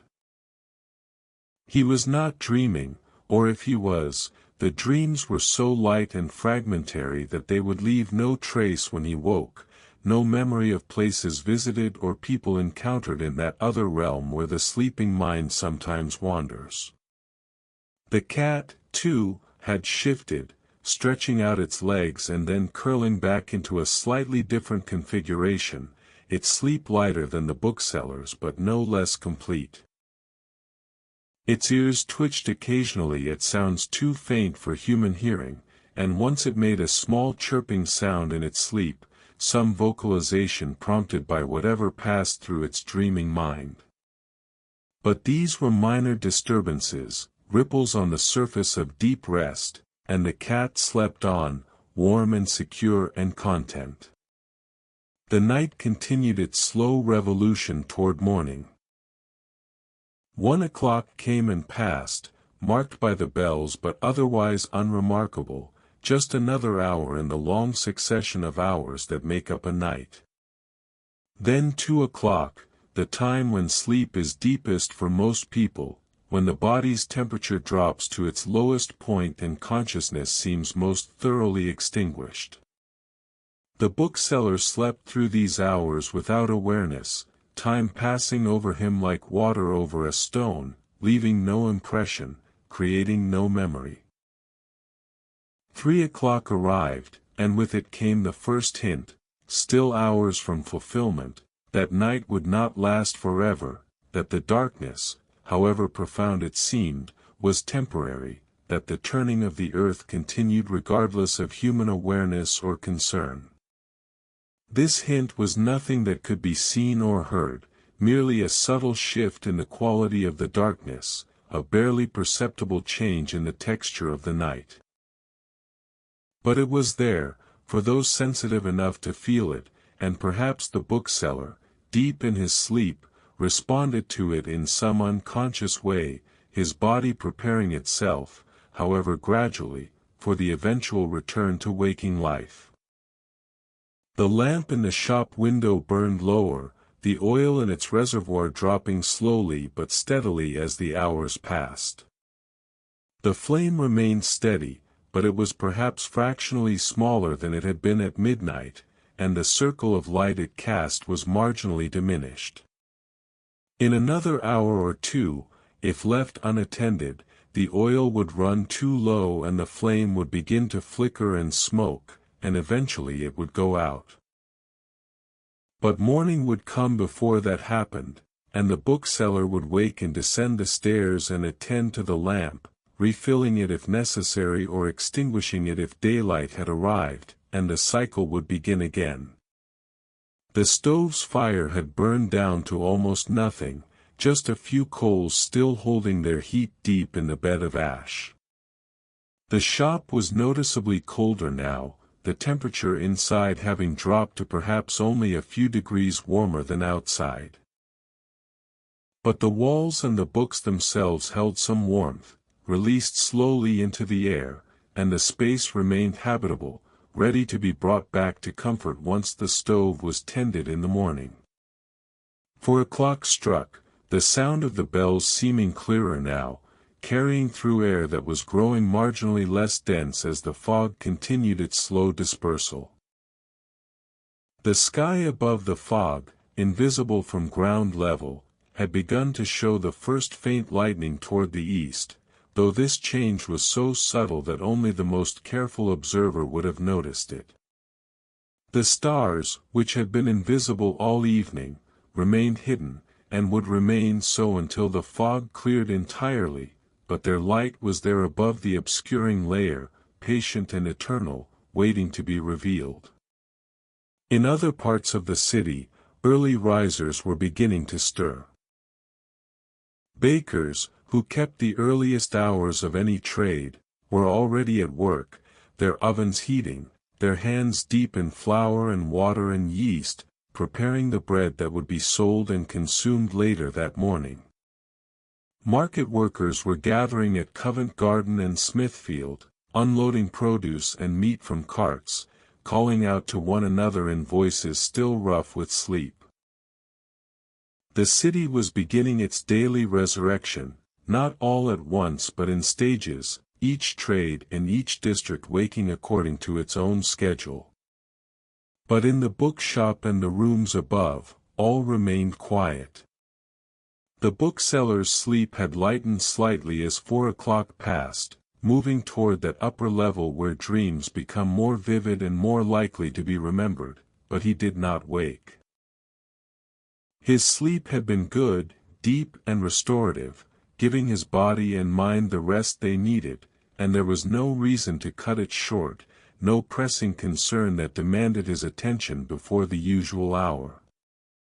The cat stirred, stretched, yawned with a curl of pink tongue and a glimpse of white teeth, then settled back into sleep, its internal clock telling it that the time for activity had not yet arrived. Cats are creatures of habit, as much as humans or more so, and this cat had learned that mornings began when the bookseller rose and descended the stairs, and not before. 5 o'clock came, bringing with it a definite sense that night was ending, even though true darkness still held sway. The fog had thinned considerably now, so that the street lamps were clearly visible from the bookshop window, each creating a sphere of yellowish light in the gray dimness. The buildings across the street had emerged from obscurity, their shapes distinct though their details still softened by the remaining haze. The sky, where it could be glimpsed between the rooflines, was no longer the absolute black of deep night but had taken on a dark grayish tone that hinted at the dawn to come. The lamp in the bookshop window was burning noticeably lower now, its light diminished, though it still provided enough illumination to show the interior of the shop to anyone who might look in from the street. The flame had taken on a slightly orange tint, a sign that the oil was running low, though there was still enough to keep it burning for another hour or so. Somewhere in the building, a floorboard creaked, expanding or contracting with temperature changes, and the sound seemed loud in the profound quiet. But neither the bookseller nor the cat woke, both too deep in sleep to be disturbed by such minor sounds. The building settled around them, protective and familiar, a shell they inhabited so completely that they were barely conscious of it as separate from themselves. 6 o'clock struck, and this time the bells seemed to carry a different quality, a note of announcement rather than mere timekeeping. The night was nearly over. Morning approached. The city's awakening accelerated, more windows showing light, more sounds of human activity beginning to penetrate the thinning fog. Somewhere nearby, a door opened and closed. A voice called out, cheerful despite the early hour. A cart rattled past on the street, its load making a complex music of bumps and clatters. In the bedroom above the shop, the bookseller's sleep grew lighter still, rising toward consciousness like a diver ascending from deep water. His body sensed the approaching time of waking, began to prepare itself, adjusting breathing and heart rate, bringing blood flow back to extremities, warming muscles for movement. But consciousness did not yet return. He remained suspended in that twilight state between sleep and waking, aware of neither, belonging fully to neither. The cat woke first, as cats often do, going from sleep to full alertness in an instant, with no transition. It sat up, blinked, looked around the dim room with eyes that needed little light to see clearly. It stretched again, fore and aft, working out the stiffness of sleep, then jumped down from the chair and padded softly toward the bedroom, knowing from long experience that the bookseller would wake soon and that breakfast would follow. And indeed, a few minutes before 7, the bookseller stirred, his sleep finally releasing him. He did not wake all at once but gradually, awareness returning in stages, first the sense of his own body lying in the bed, then the memory of where he was, then the slow reassembly of his identity and his circumstances. He opened his eyes to darkness, for the room had no window and no light penetrated from outside. For a moment he lay still, orienting himself, letting consciousness fully establish itself. Then he sat up, the cold air of the room striking him immediately, and reached for the matches he kept on the small table beside the bed. He struck one, the sudden flare bright after the darkness, and lit the candle in its holder. The small flame pushed back the darkness just enough to show him the familiar outlines of his room, his clothes hanging on their chair, the door to the sitting room slightly ajar. The day had begun. Another morning had arrived, much like yesterday's morning, much like tomorrow's would be. The routine would commence again, the small rituals that structured his days, gave them shape and purpose. He would rise, dress, tend the fires, prepare his simple breakfast, descend to the shop, open the door, wait for whatever the day might bring. But for just a moment longer, he sat on the edge of his bed, the candle flickering slightly in some draught he could not feel, and allowed himself to rest in that space between sleep and full waking, when the mind is quiet and the demands of the day have not yet asserted themselves. It was a peaceful moment, perhaps the most peaceful moment of the entire day, and he had learned over the years to appreciate it, to not rush through it toward the activities that waited. The cat appeared in the doorway, silhouetted against the slightly lighter darkness of the sitting room beyond, and made a small sound, part greeting and part reminder that breakfast was expected. The bookseller smiled slightly, amused as always by the cat's single-minded focus on its own needs. "Yes, yes," he said softly, his voice still rough with sleep. "I'm coming." He stood, feeling the cold floor beneath his bare feet, and reached for his clothes. The day's work was calling, gentle but insistent, and he would answer as he always did, with steady patience and quiet dedication. Another day in the bookshop, another day of small transactions and quiet conversations, another day of living the life he had chosen and made his own. Outside, the fog was lifting more rapidly now, thinning and fragmenting, allowing the morning light to penetrate, pale and cold but growing stronger. The street lamps were still burning, but their light looked wan and unnecessary against the gathering daylight. Soon the lamplighter would make his rounds, extinguishing them one by one, and the day would be fully established, and the night would be forgotten, as nights always are, until evening came again and the cycle repeated. The bookseller dressed quickly, his movements practiced and efficient, wasting no motion. He had done this countless times, in this room and in other rooms, and his body knew the routine so well that his mind could wander while his hands performed their tasks. He thought about the day ahead, about the books that might sell, about the customers who might come, about the auction he wanted to attend next week. Small thoughts, practical thoughts, the kind that fill the minds of those who run small businesses and find satisfaction in modest successes. Dressed and ready, he picked up his candle and moved toward the door, the cat following close at his heels. The sitting room was cold but not unbearably so, the banked fire still holding some heat. He would attend to it properly in a moment, but first he needed to go down to the shop, to check that all was well, to begin the process of opening for another day.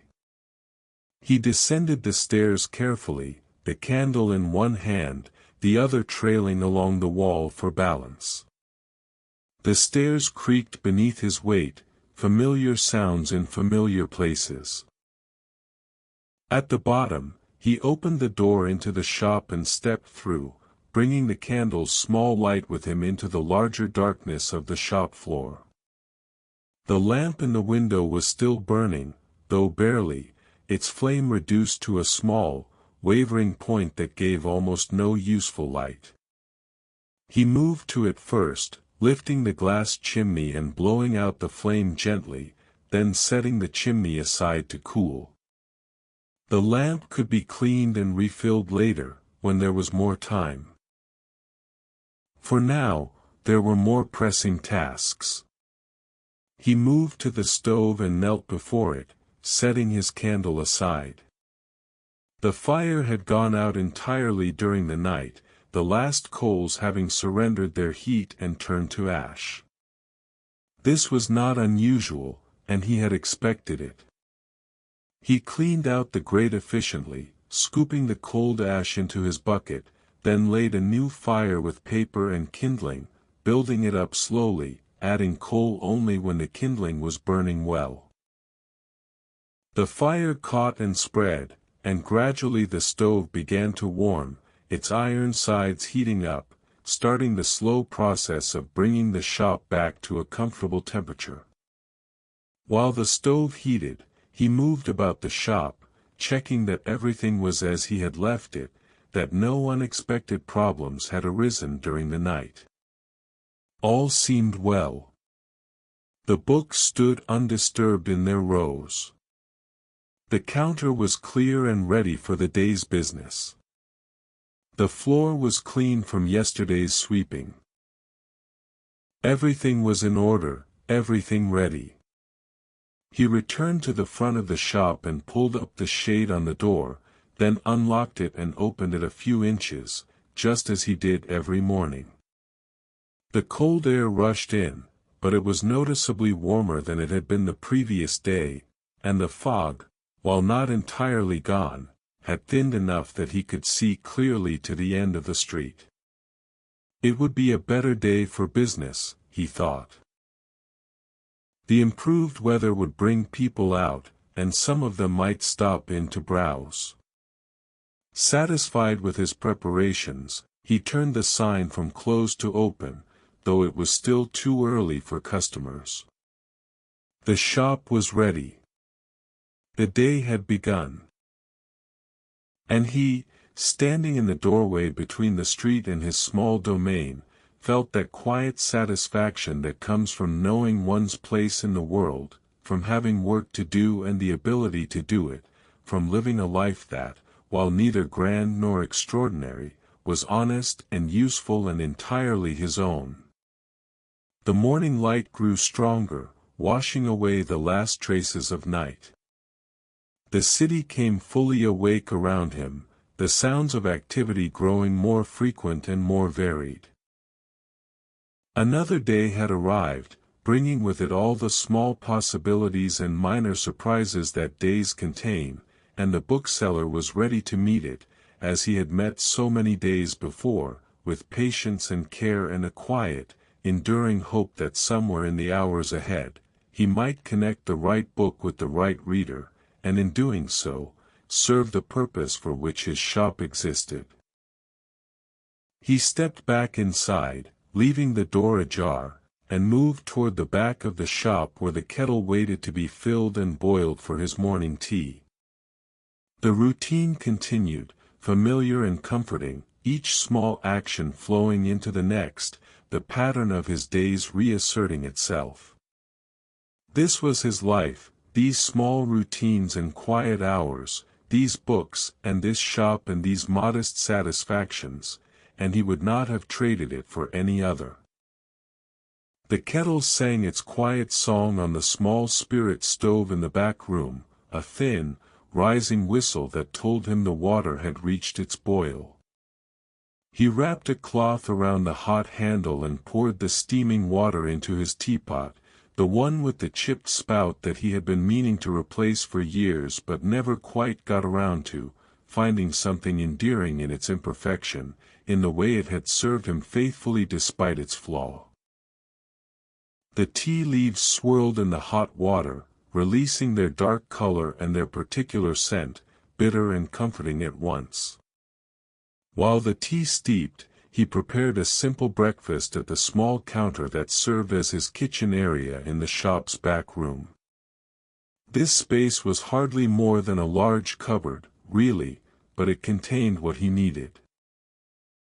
A shelf for cups and plates, a small stove for heating water, a tin where he kept his tea, another for sugar, a third for the dry biscuits he favored in the morning.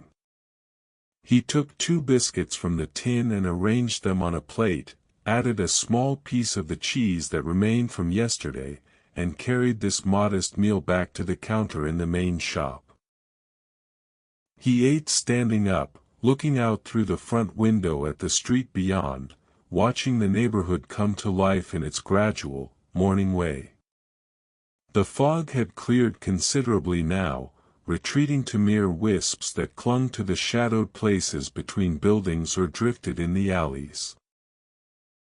The sky above was not blue, for January skies in London were rarely blue, but it was a lighter gray than yesterday's oppressive blanket of cloud, and there were even hints of brightness behind the overcast, suggesting that the sun existed somewhere beyond, struggling to make itself known.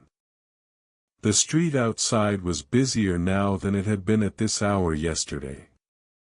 A milk cart passed, the driver calling out his wares in a voice made hoarse by the cold morning air. Two women walked by, their heads bent together in conversation, their market baskets empty and ready to be filled. A clerk hurried past, his collar turned up against the cold, his face set with the expression of one who is late for work and knows it. These ordinary scenes, repeated every morning with only minor variations, had become so familiar to the bookseller that he barely registered them consciously, yet their absence would have struck him immediately, would have made the morning feel wrong in some indefinable way. He finished his breakfast and carried his plate and cup to the back room, where he rinsed them in the small basin he kept for such purposes, using water from the jug.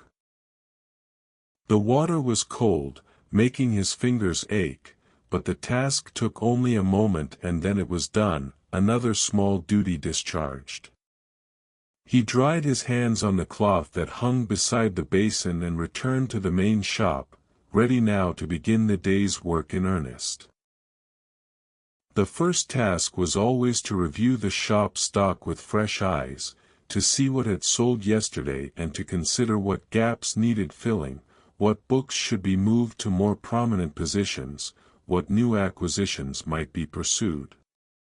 He moved slowly along the shelves, his hands clasped behind his back, his eyes scanning the spines with the practiced attention of long experience. Here was where the Oliphant novel had stood, now empty. He made a mental note to order another copy, perhaps two, for Mrs. Henshaw's recommendation might bring other customers seeking the same title. The section on India looked depleted after yesterday's sale to the gentleman. He had other books on the subject in his back room, volumes that had arrived in the same shipment but which he had not yet brought out to the main floor. He would fetch those today, he decided, and arrange them attractively on the shelf, for if one customer had shown interest in such books, others might as well. The book on bridges that had gone to the woman for her husband's birthday had left a gap in the engineering section, but that was acceptable. Those books sold slowly, and he had others that could fill the space if needed.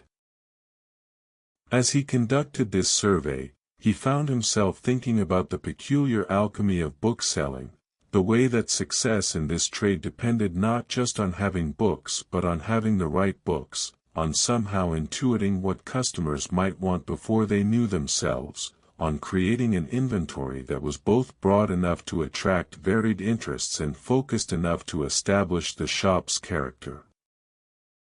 It was an art as much as a business, requiring judgment and taste and a certain sensitivity to the currents of public interest.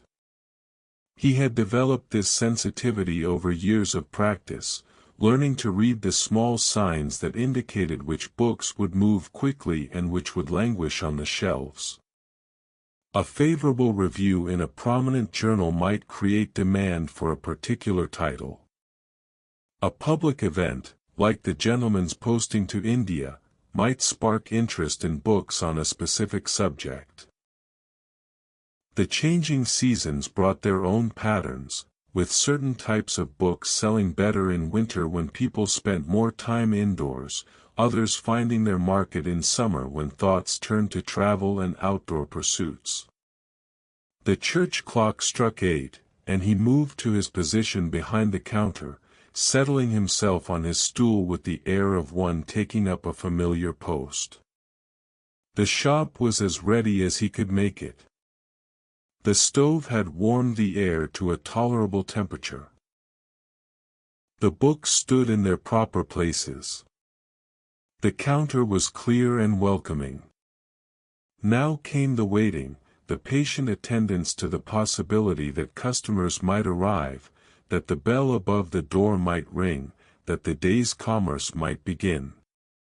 This waiting was not passive but rather a kind of active readiness, a state of alertness without tension. He kept himself occupied with small tasks, updating his memorandum book, reviewing his accounts from the previous week, making notes about titles he wanted to order or subjects he thought might prove popular. But always a part of his attention remained oriented toward the door, listening for the bell, ready to set aside whatever he was doing to greet a customer, to offer assistance, to facilitate the quiet transaction that was his livelihood. The minutes passed. 8:30 came and went.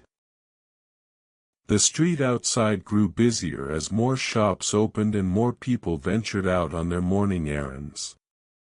He watched them pass, those who walked by without entering, and tried not to feel disappointed. Not everyone who passed a bookshop needed to enter it, after all. Most people, in fact, had no need for books on any given day, and even those who did might have other shops they preferred, other sources for their reading material. At 9:15, an elderly woman paused outside the shop, peering in through the window with the air of one trying to decide whether to enter. The bookseller recognized her, though he did not know her name, for she had been in the shop perhaps 3 or 4 times over the past year, always browsing but never buying, always looking at the same section of poetry, always leaving empty-handed after 15 or 20 minutes of careful examination.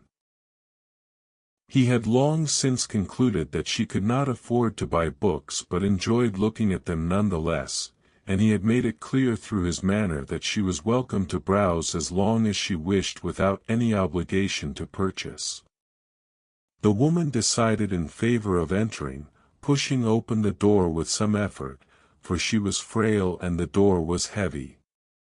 The bell rang, and the bookseller rose from his stool to greet her. "Good morning, madam," he said, his voice gentle. "You're out early today." She gave him a small, apologetic smile. "The fog has cleared," she said, as though this explained everything, and perhaps it did. "I thought I might look at the poetry again, if I may." "Of course," he said. "You know where to find it." She nodded and made her way slowly to the poetry section, her hand trailing along the edge of the counter for balance, her footsteps slow and careful. He watched her for a moment, noting how her face changed when she began examining the books, how the lines of age and care seemed to soften, how something like joy or at least peace settled over her features. Whatever brought her here, whatever need these books fulfilled, even if she could not afford to own them, it was genuine, and he was glad his shop could provide it. He returned to his stool and his paperwork, but kept one ear attuned to the poetry section, ready to help if she needed assistance reaching a volume on a higher shelf or if she wished to ask about a particular title. But she browsed in silence, as she always did, taking down volumes one at a time, reading a page or two, then carefully replacing them and moving on to the next. 20 minutes passed in this way, the shop quiet except for the small sounds of her movements and the occasional settling of the stove. Then the bell rang again, and a new customer entered, a young man in clerk's clothing, his face reddened by the cold, his manner brisk and businesslike. "I need a copy of Bradshaw's Railway Guide," he announced without preamble. "The most recent edition." The bookseller rose. "I believe I have the December edition," he said. "Would that suit?" "It will have to," the young man said, though his tone suggested some dissatisfaction that a January edition did not yet exist, as though the bookseller were personally responsible for the publishing schedule of railway timetables. The bookseller retrieved the requested volume from where he kept reference works and guides, near the back of the shop on a low shelf easily accessible. He brought it to the counter and named the price, which the young man paid without haggling, though with an expression that suggested he found it expensive. The transaction was completed in less than 5 minutes, from entrance to departure, and then the shop was quiet again except for the elderly woman still absorbed in her examination of the poetry. She remained for another quarter-hour, then carefully replaced the last volume she had been examining and made her way back toward the door. As she passed the counter, she paused and looked at him with an expression that might have been gratitude or might have been apology or perhaps both. "Thank you," she said simply. "You are always welcome," he replied, and meant it. The door closed behind her, the bell giving its small chime, and the shop was empty again. He settled back onto his stool and found himself thinking about the different ways people related to books, the different needs they fulfilled. For the young clerk, the railway guide was purely practical, a tool to be used and then set aside, its value entirely instrumental. For the elderly woman, the poetry books were something else entirely, sources of beauty or comfort or connection to something beyond the daily grind of existence, valuable precisely because they served no practical purpose, because they existed in a realm apart from utility and necessity. And for him, the bookseller, what were books? He had been surrounded by them for so long that he rarely stopped to consider the question, but now, in the quiet morning with no customers demanding his attention, he let himself think about it. Books were his livelihood, certainly, the means by which he earned his bread. But they were more than that. They were companions, repositories of knowledge and wisdom and imagination, windows onto other lives and other times. They were beautiful objects in themselves, in their bindings and their typography and their physical presence. They were connections to the people who wrote them and the people who read them, links in a great chain of human thought and expression that stretched back centuries and would continue forward into an unknowable future. This reflection, which might have seemed overly philosophical or sentimental if he had tried to express it to someone else, felt natural and right to him sitting alone in his shop. He had built his life around books, had devoted his years and his energy to acquiring them and selling them and caring for them, and there were moments like this when he felt the rightness of that choice, when he understood that whatever else he might have done with his life, nothing would have suited him quite so well as this. The morning continued its progression toward midday. Customers came in ones and twos, never in great numbers but steadily enough to keep him occupied and to provide the small satisfactions of completed sales. A middle-aged man seeking a gift for his daughter's birthday purchased a handsomely bound collection of fairy tales. A young woman, recently married, if the newness of her wedding ring was any indication, asked his advice on building a library for her new household and left with 3 novels and a volume of household management that he recommended not for its content, which was somewhat outdated, but for its comprehensive index, which made it useful as a reference even if one did not follow all its prescriptions. An old gentleman whom he knew slightly, a retired solicitor who lived somewhere in the neighborhood, spent an hour examining the legal texts, not because he needed them for practice but because, as he explained, he missed the intellectual stimulation of his working years and found that reading about points of law kept his mind sharp. He purchased nothing this time but promised to return later in the week, and the bookseller knew he would, for the old gentleman was reliable in his habits, visiting the shop every fortnight as regularly as clockwork. By noon, the day had taken on a steady, comfortable rhythm. The shop had warmed thoroughly now, the stove putting out heat that made the space pleasant even with the door standing slightly ajar. The fog had cleared entirely, revealing a day that, while still gray and cold, was at least dry and bright enough to encourage people to venture out. The street outside showed more activity than yesterday, more carts and carriages, more pedestrians going about their business, and this increased activity translated into more potential customers, more people who might glance in the window as they passed and decide to step inside for a moment.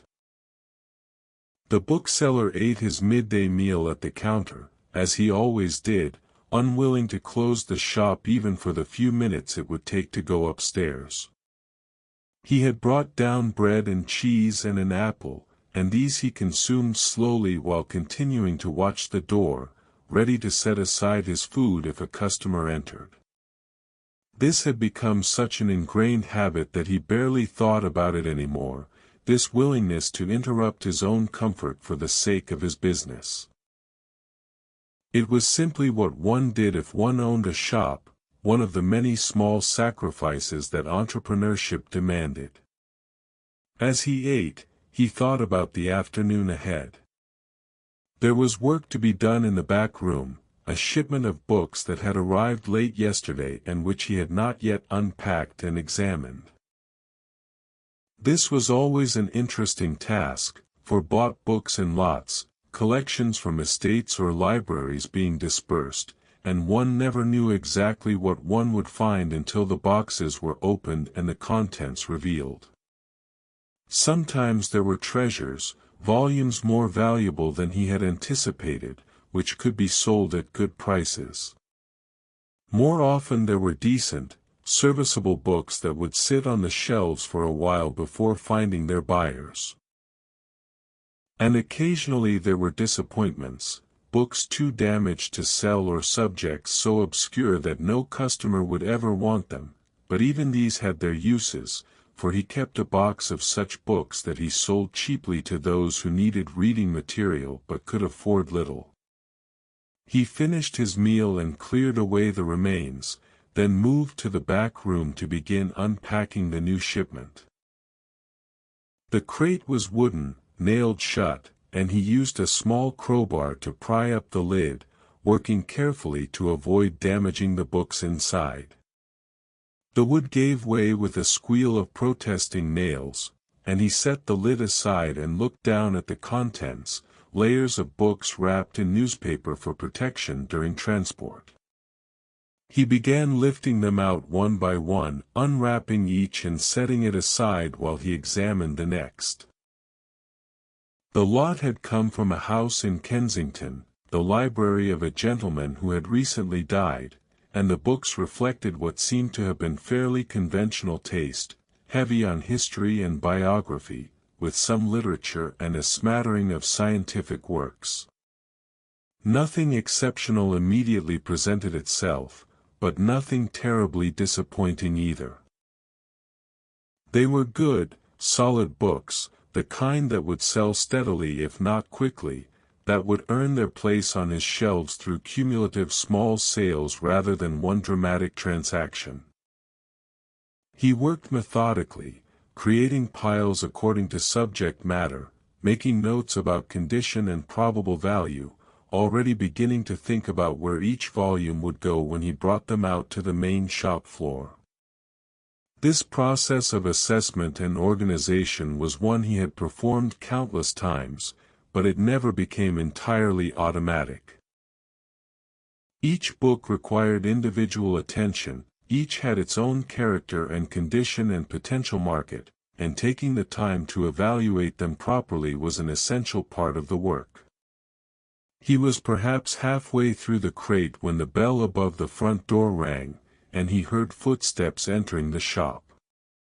He set down the book he had been examining and moved back into the main room, brushing dust from his hands as he went, ready to greet whoever had entered and to offer his assistance.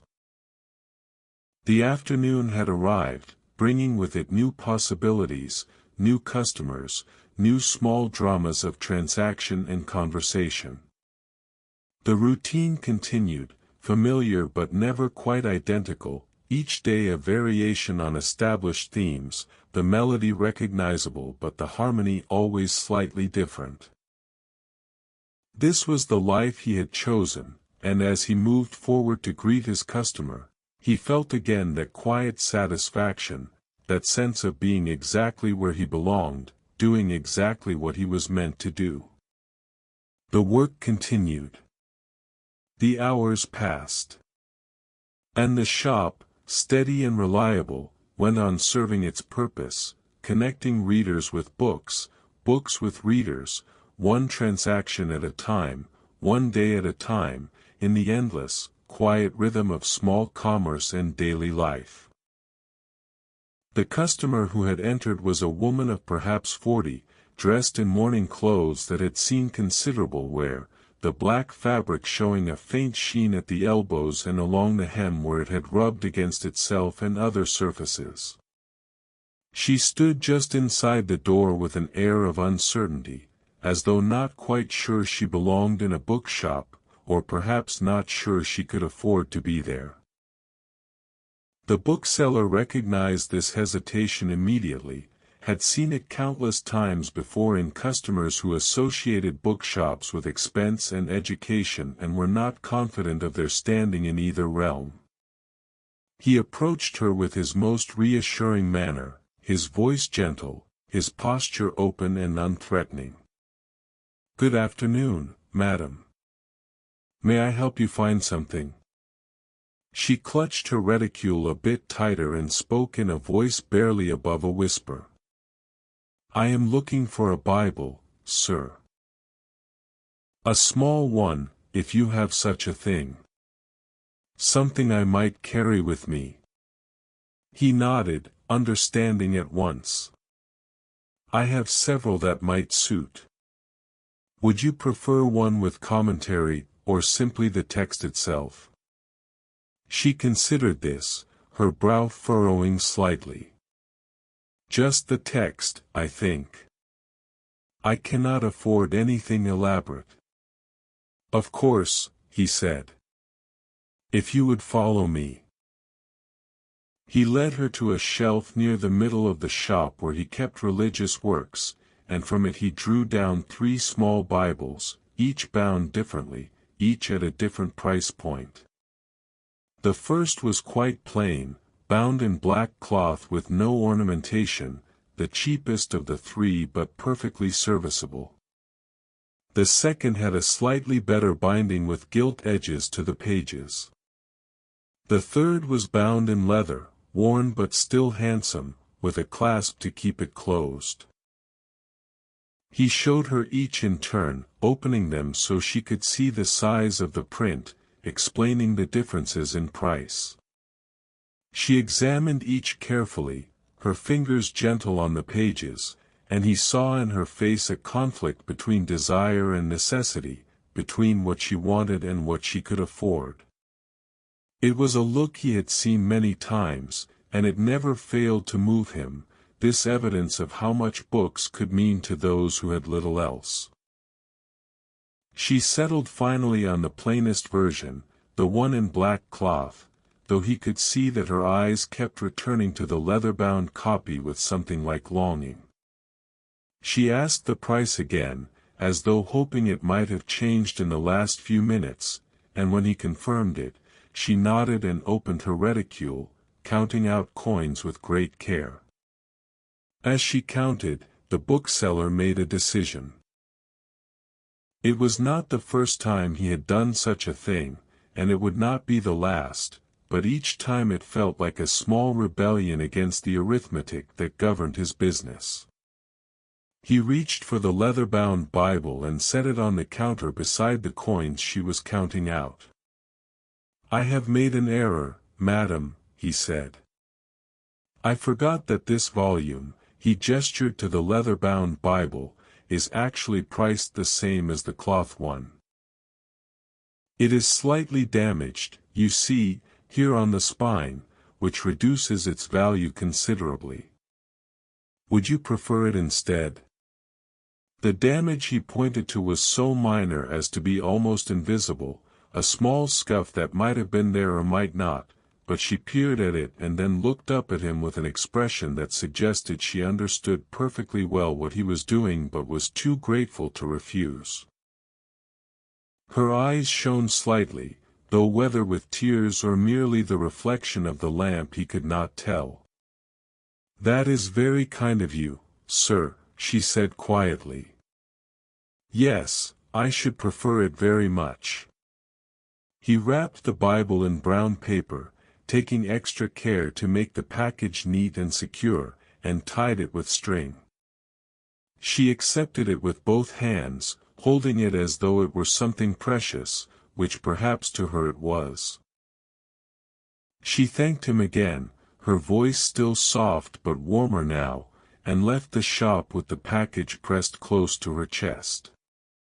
The bookseller stood at the counter for a moment after she departed, aware that he had just reduced his profit margin to nearly nothing on that sale, aware too that such decisions, if made too often, would threaten the viability of his business. But he did not regret it. There were times when the human element of commerce mattered more than the mathematics, when the right thing to do was clear even if it was not the most profitable thing, and this had been one of those times. He returned to the back room and his unpacking, pushing the transaction from his mind. The work absorbed him once again, the careful examination of each volume, the assessment of condition and value, the decisions about placement and pricing. The crate was large, containing perhaps 60 or 70 books in total, and working through them would take most of the afternoon. But there was satisfaction in the work, in bringing order out of chaos, in preparing these books for their next stage of existence, their next readers. As he worked, his mind wandered over familiar territory, thoughts about the shop and its place in the neighborhood, about the customers who came and went, about the slow accumulation of small transactions that added up to a livelihood. He thought about the elderly woman who came to browse the poetry, about the widow who had just purchased the Bible, about Mrs. Henshaw and the gentleman going to India and all the others who passed through his door in the course of a week or a month or a year. Each of them brought their own needs and their own stories, their own reasons for seeking out books, and he was privileged to witness these small human dramas, to play his modest part in facilitating the connection between reader and text. It was not glamorous work, and it would never make him wealthy, but it had its own dignity, its own worth, and he had long ago made peace with the fact that this was enough, that he did not need or want more than this. The afternoon light began its slow fade toward evening, the gray sky darkening by imperceptible degrees, the shadows in the shop growing longer and deeper. He finished unpacking the crate and stood back to survey his work, the books now sorted into neat piles according to subject, ready to be priced and shelved. It had been a good lot, better than some he had purchased, with nothing too damaged to sell and several volumes that would likely move quickly once he got them onto the floor.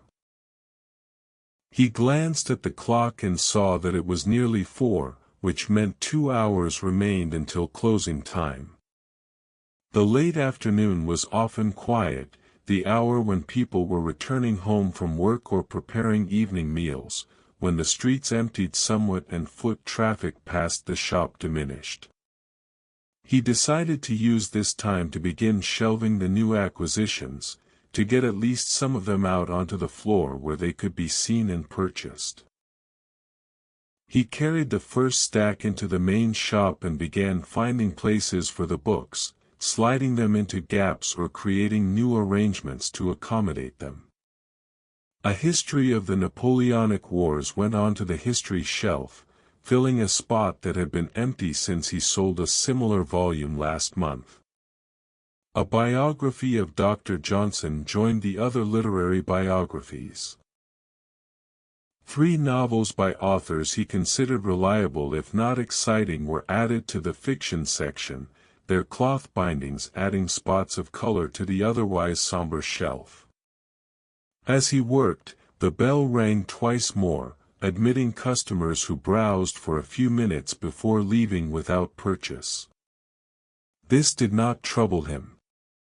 The afternoon browsers often returned later as buyers, having seen something that interested them and needing time to consider whether the expense was justified. He had learned long ago not to judge the success of any given hour by its immediate sales but rather to trust that the accumulated impressions of many customers over many visits would eventually translate into transactions. He was shelving a volume on natural philosophy, trying to decide whether it belonged with the science books or with the more general non-fiction, when he heard the bell ring again and looked up to see a face he recognized immediately. It was Mr. Grimsby, a solicitor who had offices somewhere nearby and who came into the shop perhaps once a month, always at irregular intervals, always seeking books on very specific subjects related to cases he was working on or interests he was pursuing. "Good afternoon, Mr. Grimsby," the bookseller said, setting aside the book he had been shelving. "I trust the day finds you well." "Well enough, Mr. Pemberton, well enough," Grimsby replied, removing his hat and looking around the shop as though assessing what might have changed since his last visit. "I am in need of your expertise, if you can spare a moment." "Certainly," the bookseller said, moving toward the counter. "How may I assist you?" Grimsby approached, pulling a small notebook from his coat pocket and consulting it. "I am looking for materials on maritime law, specifically as it relates to salvage rights and the authority of port officials. I have a case that touches on these matters, and I wish to refresh my understanding of the precedents." The bookseller considered this request, running through his mental inventory of the legal books he stocked. Maritime law was not a strong area for him, for the demand was limited and the books tended to be expensive, but he thought he might have something useful. "I have a general text on commercial law that includes a section on maritime matters," he said. "It is somewhat dated, published in 1868, but the principles are likely still sound. Would that be of use?" "It might be," Grimsby said. "May I see it?" The bookseller retrieved the volume from where he kept legal texts, a shelf that was always somewhat sparse, for such books were not popular with his general clientele. He handed it to Grimsby, who opened it immediately and began scanning the table of contents, his eyes moving quickly down the page in the manner of one accustomed to extracting information efficiently from printed sources. "Yes, this has what I need," Grimsby said after a moment. Chapter 7, Maritime Commerce and Salvage.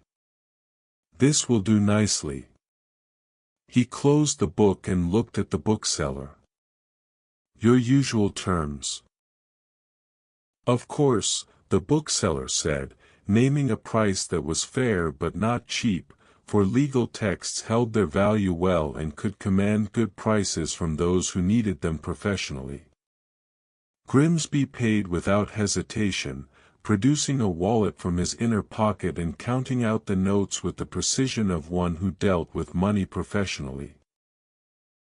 As the bookseller wrapped the book, Grimsby engaged him in conversation, asking about business and about the neighborhood, topics he always seemed interested in, as though gathering information about the world around him was a professional habit that extended beyond his legal work. "The area seems more active this week," Grimsby observed.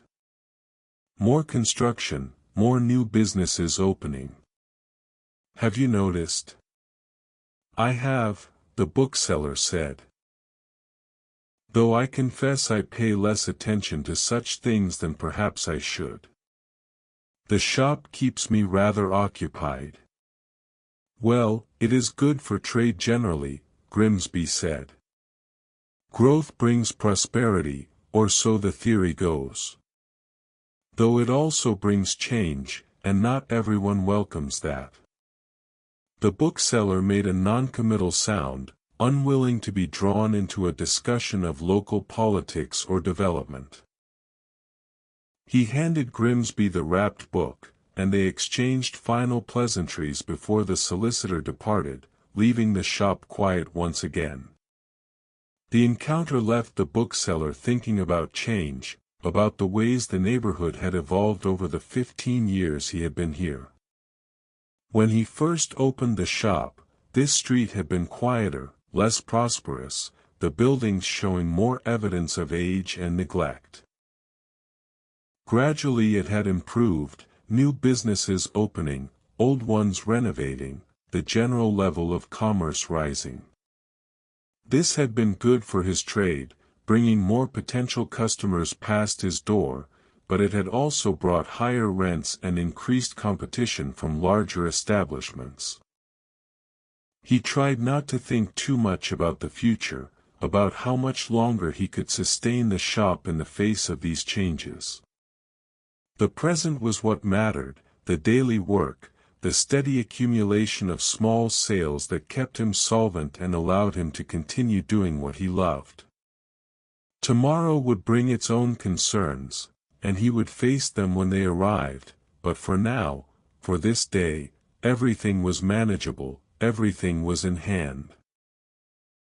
The church clock struck 5, and he realized with some surprise that the afternoon had slipped away while he worked. Only 1 hour remained until closing time, and the light outside had faded enough that he needed to light the lamps again. He moved through the shop, attending to this task with the same care he brought to everything, trimming wicks and adjusting flames until the illumination was just right, neither too bright nor too dim, casting a warm glow that made the shop inviting to any late customers who might pass by. With the lamps lit, the shop took on its evening character, becoming a small island of warmth and light in the gathering darkness outside. He returned to the shelving, determined to finish placing the new acquisitions before the day ended. The work was methodical and satisfying, each book finding its proper place, the shop's inventory gradually expanding to fill the gaps that sales had created.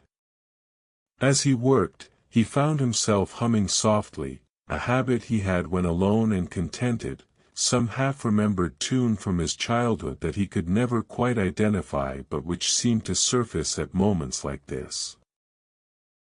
The shop was warm, the work was progressing well, the day had been reasonably successful, and the evening ahead promised the familiar comforts of his rooms above, his fire and his book and his quiet hours before sleep. The bell rang one final time, admitting a young man who wanted a map of Sussex, which the bookseller found for him after some searching through the drawers where he kept such items.